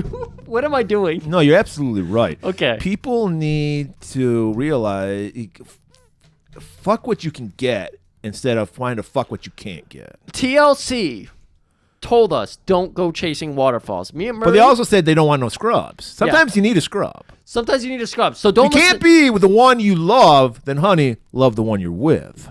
Love the one you're Which with. means to settle for whatever you can get at that moment. That's the worst fucking message. No, it's the best message. It's like some people are just wasting their lives. Like, no, there's something better around the corner. Oh. No, the shit you got right now is the best you're ever gonna do. So accept it and be happy and get laid instead of being an incel. That's the problem with these incels. They aim for the stars. You think so? Yes. Okay. And that's what like, oh man, you're some schlub and you're like some model, some Instagram model should be with me. No. I think the problem is Plenty of ugly people out there. Just be with an ugly person. Yeah, no, I think the point of incels is just the lack of confidence and all that. And maybe they do shoot too high. They totally do. Yeah. They're too busy giving their money like those Twitch girls we were talking about. Save your money. Take a nice, plain-looking girl out on a date. Get laid. No shooting up at fucking schools. All right? Please stop shoot. God, how many? I don't even want to do this. All right. Fun movie. So they, of course, are okay. We had the girls at the gym getting into a fight. So, player's girlfriend sees her talking, immediately jumps on that girl. Yeah, and that's where we get our cartoon act break, and we come back to, and we're at Wynn's place, and his drums have been wrecked. And there's a fucking like graffiti on the wall. It says like "Get the fuck out of town" or some shit. Yeah. They know it was Leon. They assume it was Leon. Right. And well, I would assume too. They did fuck with Leon. That's right. And Tiny and fucking Player feel awful because he's like, "Why did you fucking do this? I could have handled this shit. Like, we're just your boys. We're just looking out for you." That's right. And he's like, I don't have anything now. So, of course, when you don't have any job or anything like that, you got to go to head to the next place you can get cash from, Fox. Yeah, $3. That's right. So he's got a scheme. He's like, "I'm glad you guys showed up. I got a scheme right now we're going to do." We see it. He's got chalkboards with fucking lines and arrows and yarn and all that bullshit going on. And we cut over to an alley, and there is our trash man again. Right, it's that familiar truck. And we're thinking, oh, they're going to run a scam on him. Oh, no, they're not. They're going to...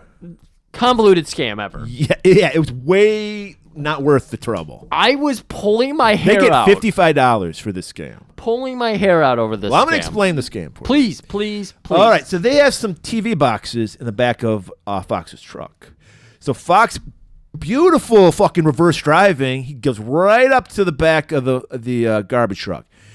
And they put the TV boxes in the back of, because I guess this is the MO of B, wherever this B stood for, the trash guy, where he hides his stash in his garbage truck. Right. So they put them in, and then they cover it up. Meanwhile, for some reason they know Mr. Mollet, who owns a music store, but for some reason hangs out in this dilapidated area. Constantly putting the sign up on his shop, "I'll be out for the next hour and a half." So I can just rummage. Rummage through the abandoned Because that's what he's warehouses. doing. He's scrapping. Yeah, he's scrapping in a suit. Yes. Well, yeah, back then you were a classy scrapper. Oh, okay. 70s crawling with people in suits scrapping. He notices that, and he sees they take off. Garbage man comes by to throw some garbage on top, because they threw some bushes and shit on top of the TV boxes. Right. And so the garbage man doesn't notice that he has this shit in there, but Mr. Mollet notices. Right. This is convoluted. It is. Unnecessarily convoluted. So the idea here is that Mr. Mollet didn't see him put the boxes in the trash truck, right? It doesn't make sense. Yes, you're right. Yes, you're right. It doesn't make sense otherwise. Yeah, you're right. He did not see them put it in. He just saw the boxes. Right. So this is actually a double hustle. Yeah. Because what Mr. Mollet does pop up to see when the trash man throws his trash away, there are electronics that he loads into his trash truck. And then he takes off to get some more shit or whatever. Because he brought everything over in an empty trash can. Yeah. So he was wheeling it off, and that's when Mollet sees Fox go back to the garbage truck, act like they found these TV boxes because they did not, like you said, Mr. Millette did not see them drop them off. Exactly. So he's like, oh shit, they're stealing from fucking this garbage man. And they're aware that Mr. Millette's watching. They're running the fucking hustle on Millette. Exactly. So they take off they grab the fucking TV boxes back out of the garbage can, put it in their truck, take off, stop like a block away. Yeah, like 15 feet. And then there's debris in an empty alley, which, by the way, this is kind of what it looks like if you go down some streets of Detroit these days. If you're within, like, outside the 2-mile radius that they have resurrected in Detroit, you will see empty plots just like this. Well, yeah, it's desolation. It looks like fucking The Last of Us, fucking Walking Dead. Like, Are you watching that? I am watching it. You like it? It's okay. I don't love it, but it's okay. I know nothing about the game. Yeah, that's fine. That's even better. I mean, I like the dude that's in it, the Pedro Pascal. I like him. He's a good dude. Okay. But it's not blowing me away. But it's okay. Okay. And so they drive like a block away, like around the corner. Mr. Millette follows them. They all take off. They're like, then Baby D stays. Fox literally walks off. Man, all this work has got me hungry. I'm going to go get lunch. Everybody unloads everything into the trash bins and all that. And then they hide it. Like they got all these little caches around town. In another dilapidated, like shack. Yeah. Yeah. And then the boys walk away. Baby D's left there, and that's when Millette sees his opportunity. Right. And he's like, hey, I saw you took those TVs. I can take them off your hand. I'll give you $20. Fuck that shit. $100. How about? And then they go back and they haggle, and they finally settle on $55. Ooh. All this trouble for $55 fucking dollars. That's right. But they get it. They get it from Millette. Mr. Millette's like, I gotta go get my fucking. Because he's like, hey man, Goldie told me steal big. Yep. $55. He's gonna go get his dolly. And fuck, back then TVs were really fucking expensive, man. Yeah, that's impressive. That you could flip 4 TVs at $55. You could get more than $55 on one TV. Probably. Yeah, TVs are more expensive then than they are now if you adjust for inflation. 100%. So yes, it's a double hustle, Murray. Yeah, because it turns out there ain't shit in those boxes, but just some fucking rocks or some shit. Yeah. And they take off and they laugh, and he's like, I got hustled again. All right, so they're meeting up after this double hustle. They've just fucked up Millette. They all got $5 a piece from that hustle. Maybe, and we see an incredible act of charity because Is players. it incredible? They kind of owe him. They 100% owe him. In a way, but yeah, they do owe him. I could see them making an argument, but no, the fact that they don't even bother arguing, they're just like, hey, we fucked up. Here you go. They hand over their share, $5. Yeah. And they're like, this will get you closer to the little skins. Right. And the 3 boys run off laughing to themselves. And we see Baby D's left there. He fucking unloads that roll of the $55. What did they get paid? I don't know.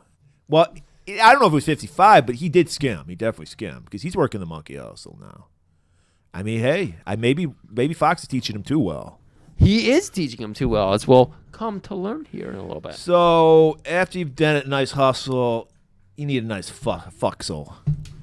Because we go to the abandoned theater, where, of course, that's where every kid goes to fuck their girlfriend. This is the part Roger Ebert loved. He loves teens fucking. In theaters. In movie theaters. He was reminiscent of this theater. He had gone there apparently years before. And fuck somebody. It was a porno theater. He gave it 4 stars, though. Just for that scene? No, I'm saying when he fucked the person in the theater, he gave it a thumbs up or a dick up. Would he put that thumb up, though? Beach. So, yeah, we got, God, I can see why players always looking for some new pussy because the old pussy is always complaining. Yeah. She's just like, this fucking ground is cold. Right. Put your butt on it, boy. Put your weight on it. And while poor Tiny's the odd man out, every time you think he's going to nail a broad, she's like, because mind you, PG movie, he's got her tits out. You can see under boob. I don't know if the nipples are shown, but you see Oh. under boob. He got the shirt up. He's working it. Oh. And then she's like, I can't. I got the curse. It's called being on the rag. Got the curse. And he's like, God damn it. And just as, I don't know, I guess he's going to like, can you give me a hand job? I mean, he can still do other things. Yeah. Fucking Black Knight walks in. He's ready. He's got popcorn. He's ready to watch this shit. No, why did he come in with popcorn? Again, this movie leaves us with questions, which we love. Yes. Why did he have the popcorn? And it scares off. They run off. They go, you ain't watching us, fuck pig. And they just take off. So we cut over to Joe the community fucking guy. Yeah. Because why not? We haven't seen him in a longer in this movie. We're checking in with the plot. That's the only reason for this scene. Right. He's trying to get a hold of Alderman Black, and he's not having any of it. And he's like, God damn it, nobody can do anything for the community. I'm going to put out a super cut of just the plot of this movie, and it's going to be 9 minutes long. I don't think it'd be that long. All right, so Mollett apparently owns a music store. We didn't know about this. Right. Because he's always running scrapping hustles. Right. And I alluded to it, but Yeah. that was just for our fun and knowledge of the situation. And we see Wynn playing some skins. I guess he's trying them out. He's got $5. Maybe he could rent it for like an hour. Yeah, we see Mollett's walking up. There's people pouring out on the streets, dancing. The music we hear is something Captain Beefheart wishes he could perform because it makes no sense. It's all over the place, and yet everyone's dancing and grooving to it. It's called being black. You can just find a beat no matter where it's at. No matter where it's at. And he ain't having any of that. It's like, get the fuck out of my store, you kids. And they run off. And we learn, I believe at this point, how much a drum set costs, Murray. No, we learn later on. Later? We Okay. have no idea. Okay, thank you. All right, fucking finally, Rudy Ray is back. We see that green Cadillac roll up. Yeah. Oh my God. If the jumpsuit was good enough, this next outfit from the Dolomite Designs catalog, it almost looks like what fucking Aquaman wears. Like this, it's like gold chainmail, like scaled, like Aquaman. Like a shirt with that choker, with the fucking like gold bars or tassels, whatever the fuck hanging off of it. Did you notice the back is bare though? The back of his shirt. I didn't. It's like Hulk Hogan, where it just has like the tears, like, but it's like it's like gold shit. I didn't notice. And he's got a fucking like his own like Dolomite pimp hat on, like a little cap, and he's like, Foxy, I need one of your boys to replace Leon. And he's like, what? You know, like, fuck that. You know, we're not working for you. Somebody's got to replace him. There's a good moment here with Baby D as well. So the boys are here. Yeah. And they're talking straight, like Goldie is talking straight to the boys and telling them, one of you's going to work for me. Or all of you are going to work for me because you kids are good. And they're like, well, I really don't know. And that's when Foxy walks up with Baby D, interrupts the whole scene. And that's where we learn Baby D and Wynn are related. Half brothers. We always know. We thought we knew they were like brothers, I think, earlier. But now we learned that they're half brothers. And they have different daddies. And his daddy's alive. That's why Baby D's angry at him, because his daddy is dead and Wynn's is alive. Yeah. So he's like, you know, because that's why we learn why fucking he's gravitates towards Fox. He's looking for a father figure. Yeah, Wynn calls it out. Yeah. You're only hanging out with him because he's like a dad figure to you. And he's like, yes, motherfucker. He's like, at least you got a fucking dad, mother. He's never around, doesn't pay child support, but he exists. So Baby D runs off. Foxy tells Wynn, hey, it is really tough for him. Don't be so hard on him. Go check on him. And Wynn's like, you're fucking right. So look at that. Promotion of family and everything in the hood. And it's Foxy, I need one of those kids to replace Leon. And Fox is like, look, don't even fuck with these kids. You know I got some inside people. You know I could bring all this shit down. I'm not going to. As long as you just back off of those kids. And he's like, fuck it. And he starts, Goldie's like, kind of feeling like, are you sassing me, fucking dude? So he's got to come back. Right. It's like after the whole police thing, after learning about he tells him about the police stuff, how Foxy has an insider, and Goldie fires back with, Your boys scared off Leon. They beat the fuck out of him. He was one of my highest earners. He's one of my highest earners. So I need somebody else to take up that fucking vacuum. And Fox even understands that because he pulls back from, I'm going to fucking tattle on you, to shit. Take your best shot. And then Yaphet walks away with a smile on his face, throws his hands up. Hands aren't tied. Just, I'm not going to get in the way of this. And Goldie yells back at him, Murray. Foxy, you're my main man. My main man, Foxy.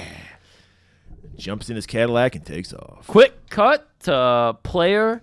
He wants to slip the slick and steal. This is how This is how maybe they're learning. Like I said, we were saying maybe D's learning too well. Maybe Playa and Tiny are learning too well because he's really feeling guilty about that drum thing. He's like, I got to get some money. Well, how about we just rip off fucking Fox? We know where his fucking his hideout. Storage area is, and they go to it, and of course Fox is always one step ahead of them.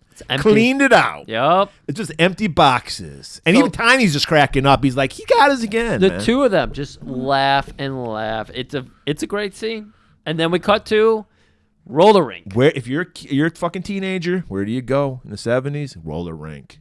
I mean, even today. And so and baby, he's working his side hustle. He's collecting money from kids. Like, are they running fucking numbers? He's got a bag out. Every kid's giving him $1. That's right. And then we see Black Knight, the crooked cop, roll up, and Baby D hands him a load of cash, and he's like, I'll put the slips under the normal spot that, Foxy has. And he goes, oh, no. You put it under this new spot for me. And this fucking cop is like, whatever you say, sir. It's like a 14-year-old kid. He's like, I'll do that. He knows. He's such a cuck for the game that he's willing to go along with it, even if it's a fucking 15-year-old. So, Baby D, I think he's trying to put his own crew together of like 10-year-olds. Yeah, 100%. So he's like, I'm gonna pay for everybody's roller rink time. Yes. But there's a rule. After 9 o'clock, nobody under like 15 or whatever the fuck it was. So we do get to see a little bit of people skating, even though Baby D couldn't get in with his crew. And Win and V are out there, and they pull off, and they're having a little bit of an emotional heart-to-heart here because Win, disappointed, doesn't even have a drum set, doesn't have any motivation at this point. It's like, I don't have a job, I don't have anything. What the fuck am I supposed to do? And V is doing her best job to support her man. Starts telling him it's an Aquarius moon. It's the dawning of the age of Aquarius. Thank you, Murray. You know this shit. You love tarot. Well, I love the musical Hair, which is the dawning of the age of Aquarius. Oh, you know I'm all about musical theater, especially 70s musical theater, hippie musical theater. True. And and then outside, Baby D, he's not going to let not being allowed to go on the roller rinks fuck with him. He's with Sweet Potato. They just get in a random car. They're going to fuck in somebody's car, leave peach juice everywhere. That's right. And that's how they roll.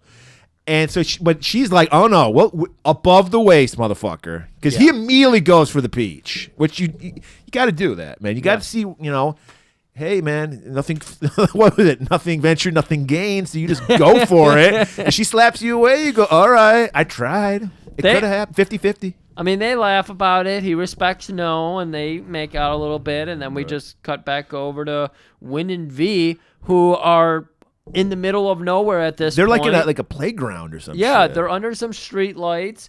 And that's when Leon walks up with his boys. Leon's gone. It's just Cobra and Mo, his boys. Oh, it was? Yeah. Oh, okay. And like I said, Cobra's the guy that has the shirt tied up in a knot. I don't know what that is. He's auditioning for the Dallas Cowboy cheerleaders. And Mo is looking kind of tough. He's got the vest with no shirt on. Stone Cold in it. He looked like Stone Cold. He's Black Stone Cold. Sure. And they run up and start pummeling the shit out of him. These are grown-ass men. Yeah. And these are beating shit out of fucking Win. And Vi tries to help him, but she's a fucking girl. How's she going to beat up some grown man? She gets pushed away. She runs over. Just so happens that Mama's place is Mama's place. Just across the street. Go and get Foxy. And Fox is like, all right. He runs out there, and takes care of business. He's beating up 2 men. It was like life hot tagged him into this match. He comes in, clothesline, stiff punches, bionic elbow, fucking suplex for days. It was amazing. It was. And he tells he helps Win back into Mama's house, Right. and he's telling him, boy, I hope you take this as a lesson. You're too talented. Get the fuck out of Dodge. Right. You don't belong here. Right. All because of Player and Tiny, those motherfuckers. But they still feel guilty, and Yeah. they still don't want to do anything the honest way. And apparently that apology that Win laid on Baby earlier really went a long way, because Baby's helping in this. Or nobody knows what's happening in the script. I think is really what's happening. Probably. Yeah. This probably was supposed to happen like 15 minutes earlier, but Probably. the editing was all over the place. So yeah, they go to Mr. Millett's music shop, I'm assuming, and they open the skylight. They're on the roof, and somebody shimmied down there. I think it was Player. And they're like hauling up a drum kit, but they don't know that there's a silent alarm, and Yep. they set it off. So the cops arrive as they're trying to get out with these drums. They end I up love how, like, even no matter how dangerous the situation is, everyone's having a great time. Oh. Because Baby D pulls out a gun. And, like, because Black Knight, he's like, hey, freeze. Pulls out a gun. He's not scared at all. No. And shoots at fucking Black Knight. But, of course, since this is a fun PG movie, it's just a flare gun. That's right. And it blinds Black Knight, so they get away. With the fucking, I think they get a bass drum is all they get, or something like a tom. Or something. I didn't think they got anything. No, somebody did have one drum. Oh, but okay. it wasn't the set. Okay. And then we just kind of cut to that night, next day, who knows? But Gold, Fox, Crooked Cop, Malay's there too. They're meeting up, and they're Now we're getting back to the plot. We're getting back to the plot, and they're talking about how they're gonna get one over on the folks downtown. You know, the politicians. Yeah, because fucking Goldie owns these politicians. He's the true power of Southside Chicago. Right. It's like, don't worry, I've got these suckers in my pockets. They will never put a freeway in Goldie's land. And then I think Fox says he knows somebody again. He's always again. Goldie really doesn't seem to have any power when you're getting behind the curtain. You're realizing Goldie is admitting he has no power in these situations. It's Fox who has all the power. Because Fox is the one just saying, don't worry about it. I've got a guy. He's already said this in Sweet Mama's Place. Yeah. And he's saying it again here. Don't worry, I have this guy in my pocket. He owes me a debt. You know about debt, Goldie. And Goldie's just, I know all about debt. And then, you know, when Fox gets up to leave with that big smile on his face, as he always has, he's like, what does this man owe you, Fox? What did you do for him? Did you save him? Are you the second coming or something? And Fox just tells him, I'm a regular Jesus Christ. boom. Next day, we're getting that block party. This is going to stop it. A block party. When they see how much fun people are having, like, we can't get rid of this. That's right.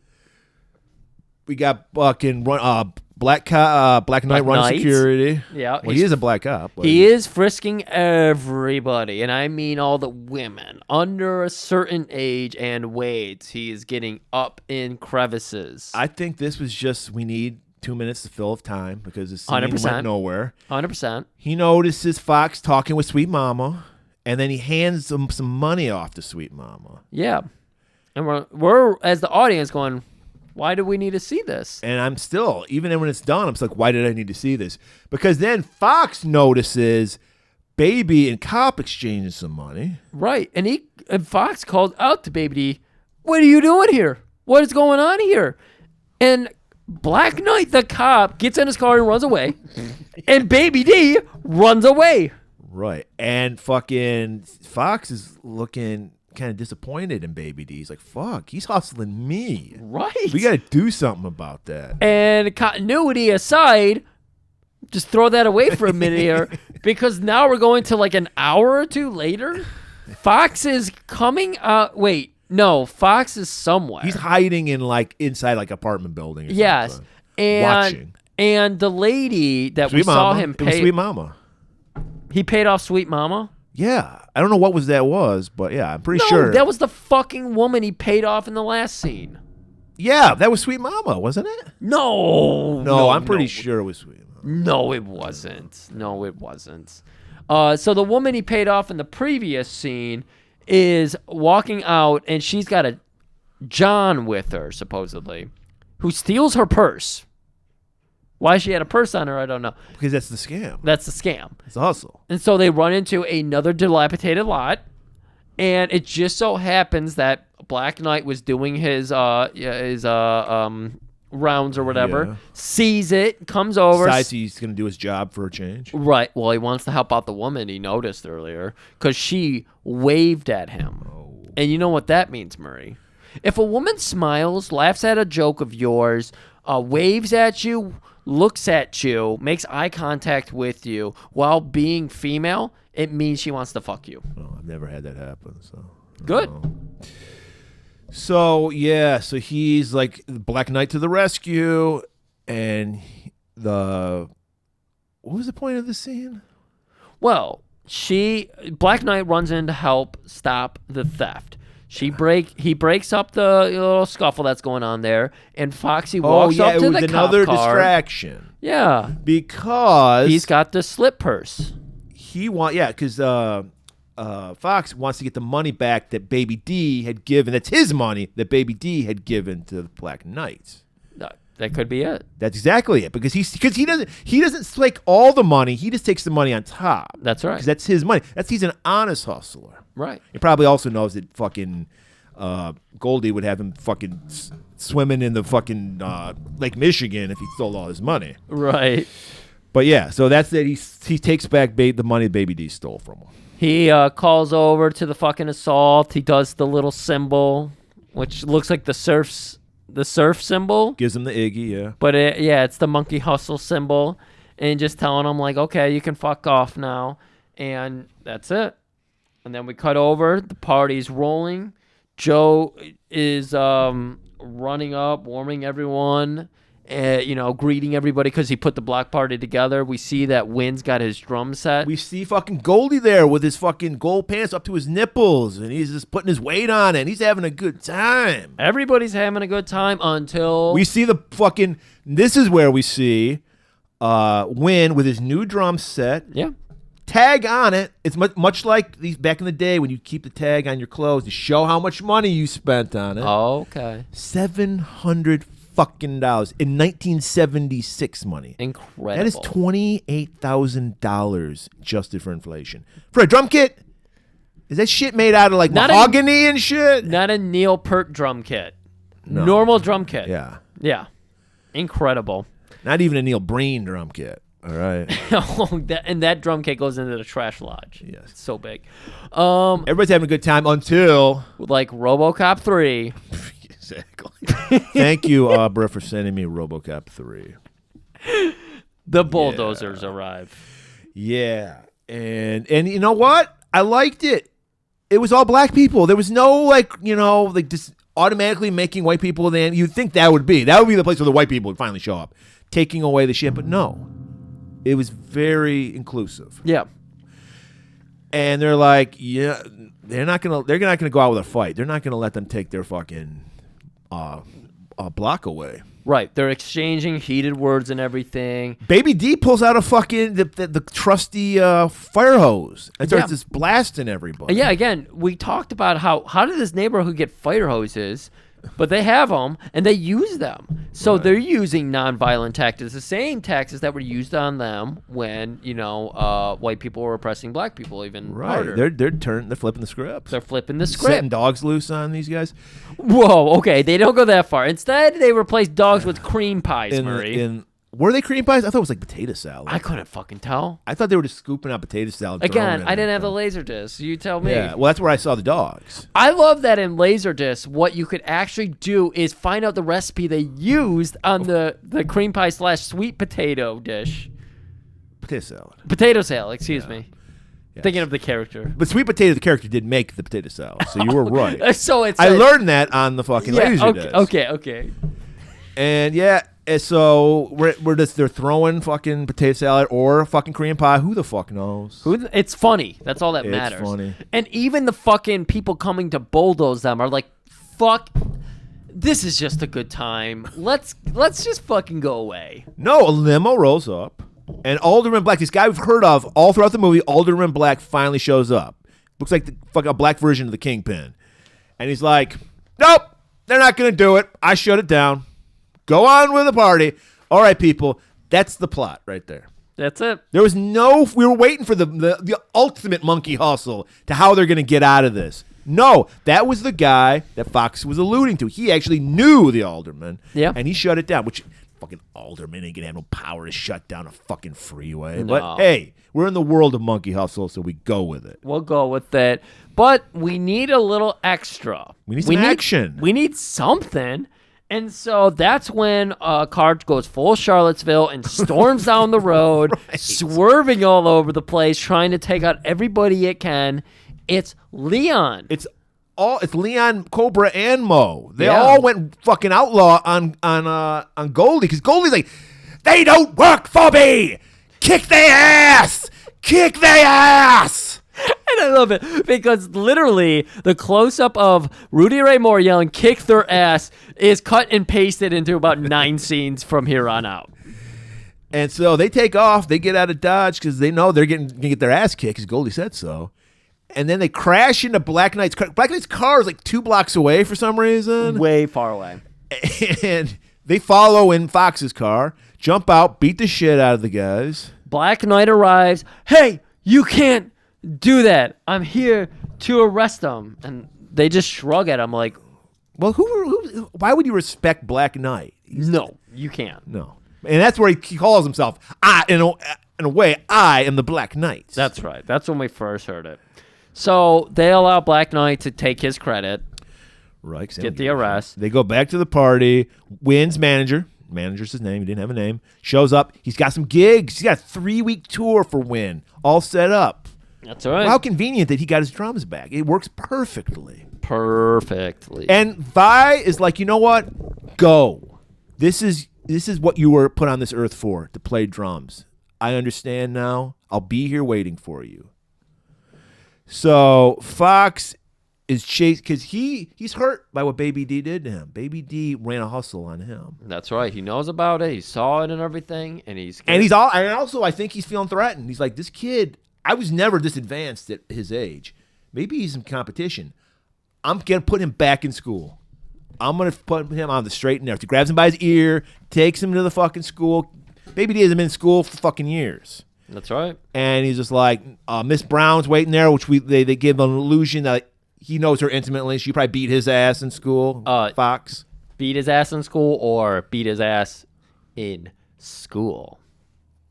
Okay. He was giving her the look like. I thought he was more scared of her. I thought he was drinking it in. No, I don't think that. You see a look at Miss Brown? I don't think I saw Miss Brown. He's got sweet mama at home. You don't need fucking. I don't judge. I'm not saying he wants to go back to them. Saying he might have had a good time or two with her. Baby D's like, I will get revenge on you. You will rue the day you did this to me, sweet Daddy Fox. And then we cut to some other time, or is it? It's just life goes back to normal. They've saved the fucking neighborhood, so it's back to the hustle at the train station. He's running the same hustle he did in the beginning of the movie. Goddamn right. But this time, and just as he's about to do the switch, Baby D pops up, goes, "Excuse me, officer. Look at what that man's doing over there." But then it's to show that he's just putting Fox in check. He trips the cop, and they run off together. It's so fun. They're high-fiving on the way. You busted out of school. I busted out of school. You fucking little rat bastard. I don't know how to read or write, but I know how to hustle. Do the hustle. Do. No, that's... And then they run off. There you have it, people. A nice happy ending to Blaxploitation History Month. Probably had more fun than we were anticipating. You probably had more fun listening to this than you will watching the movie. Oh my God! Try watching this movie and good luck. Well, you'll enjoy Rudy Ray and Yaphet. You will. Yeah, Rudy Ray. The boys is the kind of part. get on your nerves after a while, but The hey, boys are teenage boys. Yeah. We were talking beforehand. I don't give a shit about teenage boys. I don't want to watch that movie Kids because I don't want to watch any story about teenage I never boys. gave a shit about teenagers when I was a teenager. Exactly. All right. Blaxploitation History Month is done for the year. It will be back. I don't care how much you racists check out. We're doing it every year because we pay homage to all the African American ass kickers, Yeah. and that's the way it is. And like we talked about at the top of this episode, we're gonna sneak in some of our favorites. We're gonna get Rudy Ray back this year. Yeah. He's coming back. Definitely. And there might be a Fred Williamson movie in here. Might be. There will be. There will be. Yeah. You know what else? We're going to throw some Jim Brown in there. I don't think we've done a full Jim. We've done Jim Brown in movies. In movies. We haven't done a But- full Jim Brown. Yeah. Okay. look for that. So yeah, fuck you if you don't like this type of content. You're getting it. You're Yeah. getting more of it. But And you're missing out if you don't. yeah. But that's the way it always is, Griff. Some of our best episodes are tippy taps. The people just tune out. They go, I don't need to know those. Yes, you need to listen You to the do. tippy taps. And yet we're so forceful and yet we're so sympathetic because Murray, like a great Oreo cookie, we're flipping this bitch on his interior. Yeah, we're going super white next week. And this is a movie, like all of March, we're hot shotting the fuck. This is March is big. Why? Not only is it our birthday episode coming up. Next week isn't our birthday episode, but it's coming up. It's the following week. Yeah. The following week after that, our 250th episode, which has got to be big. That is huge. And then I'm thinking about having Mike come back the next week. So we're gonna be having some fun for the next month. Maybe in April we'll do that sex thriller month. I don't know. But definitely next week, a movie, another one of those supposed classics, I'm using air quotes, 90s classics that I've not seen. Griff has seen a million times. We did so well with Roadhouse. I said, let's try this. I've seen it once. I thought you said you saw it a million times. No, I've seen it like once. And It's one more time than me. I've seen bits and pieces of it, but I've never watched it. I think the last time I saw this movie was when I was 10. Okay. And we're harkening back to an old, because we've done the sequel to We've this done the movie. sequel. We did it in one of our best fucking month themes that we ever did, the Terrible Twos. We Right. did So if this movie. that was terrible, this movie must be great. It's got to be By great, comparison. right? It's got to be. I don't know how you top Willem Dafoe, though. I don't know either. You got Foe right in his name. Right. He is Dafoe. He is Dafoe. That's the French word for the foe. Yeah. Dafoe. Yeah, it's a debut of a guy who a lot of people love. I'm Switzerland about him. I don't hate him, but I don't understand the love either. He's okay. He's okay. I wouldn't not see a movie he's in, but I wouldn't go see a movie he's in either. Right. Keanu Reeves. Yes, people, we're doing Speed next week. Don't go above 55 miles per hour when you're listening to this fucking. And prepare- or go above it. I don't know. You got to go above it, right? No, you got to stay at it. You got to stay below Really? it. At it? Yeah, it was like I hope it had cruise control. it was. You basically had to keep it on cruise control. I think was the plot. Well, we don't know because he saw it 30 years ago and I've never seen it. 20, soon to be 26 years ago. But yes, prepare yourself as well for a lot of the Apple's Speed. Of course. We have to open with that. Well, yeah, of course. Yeah. Yeah. All right, so at least we'll enjoy that. So see you next week for Speed and keep it warm.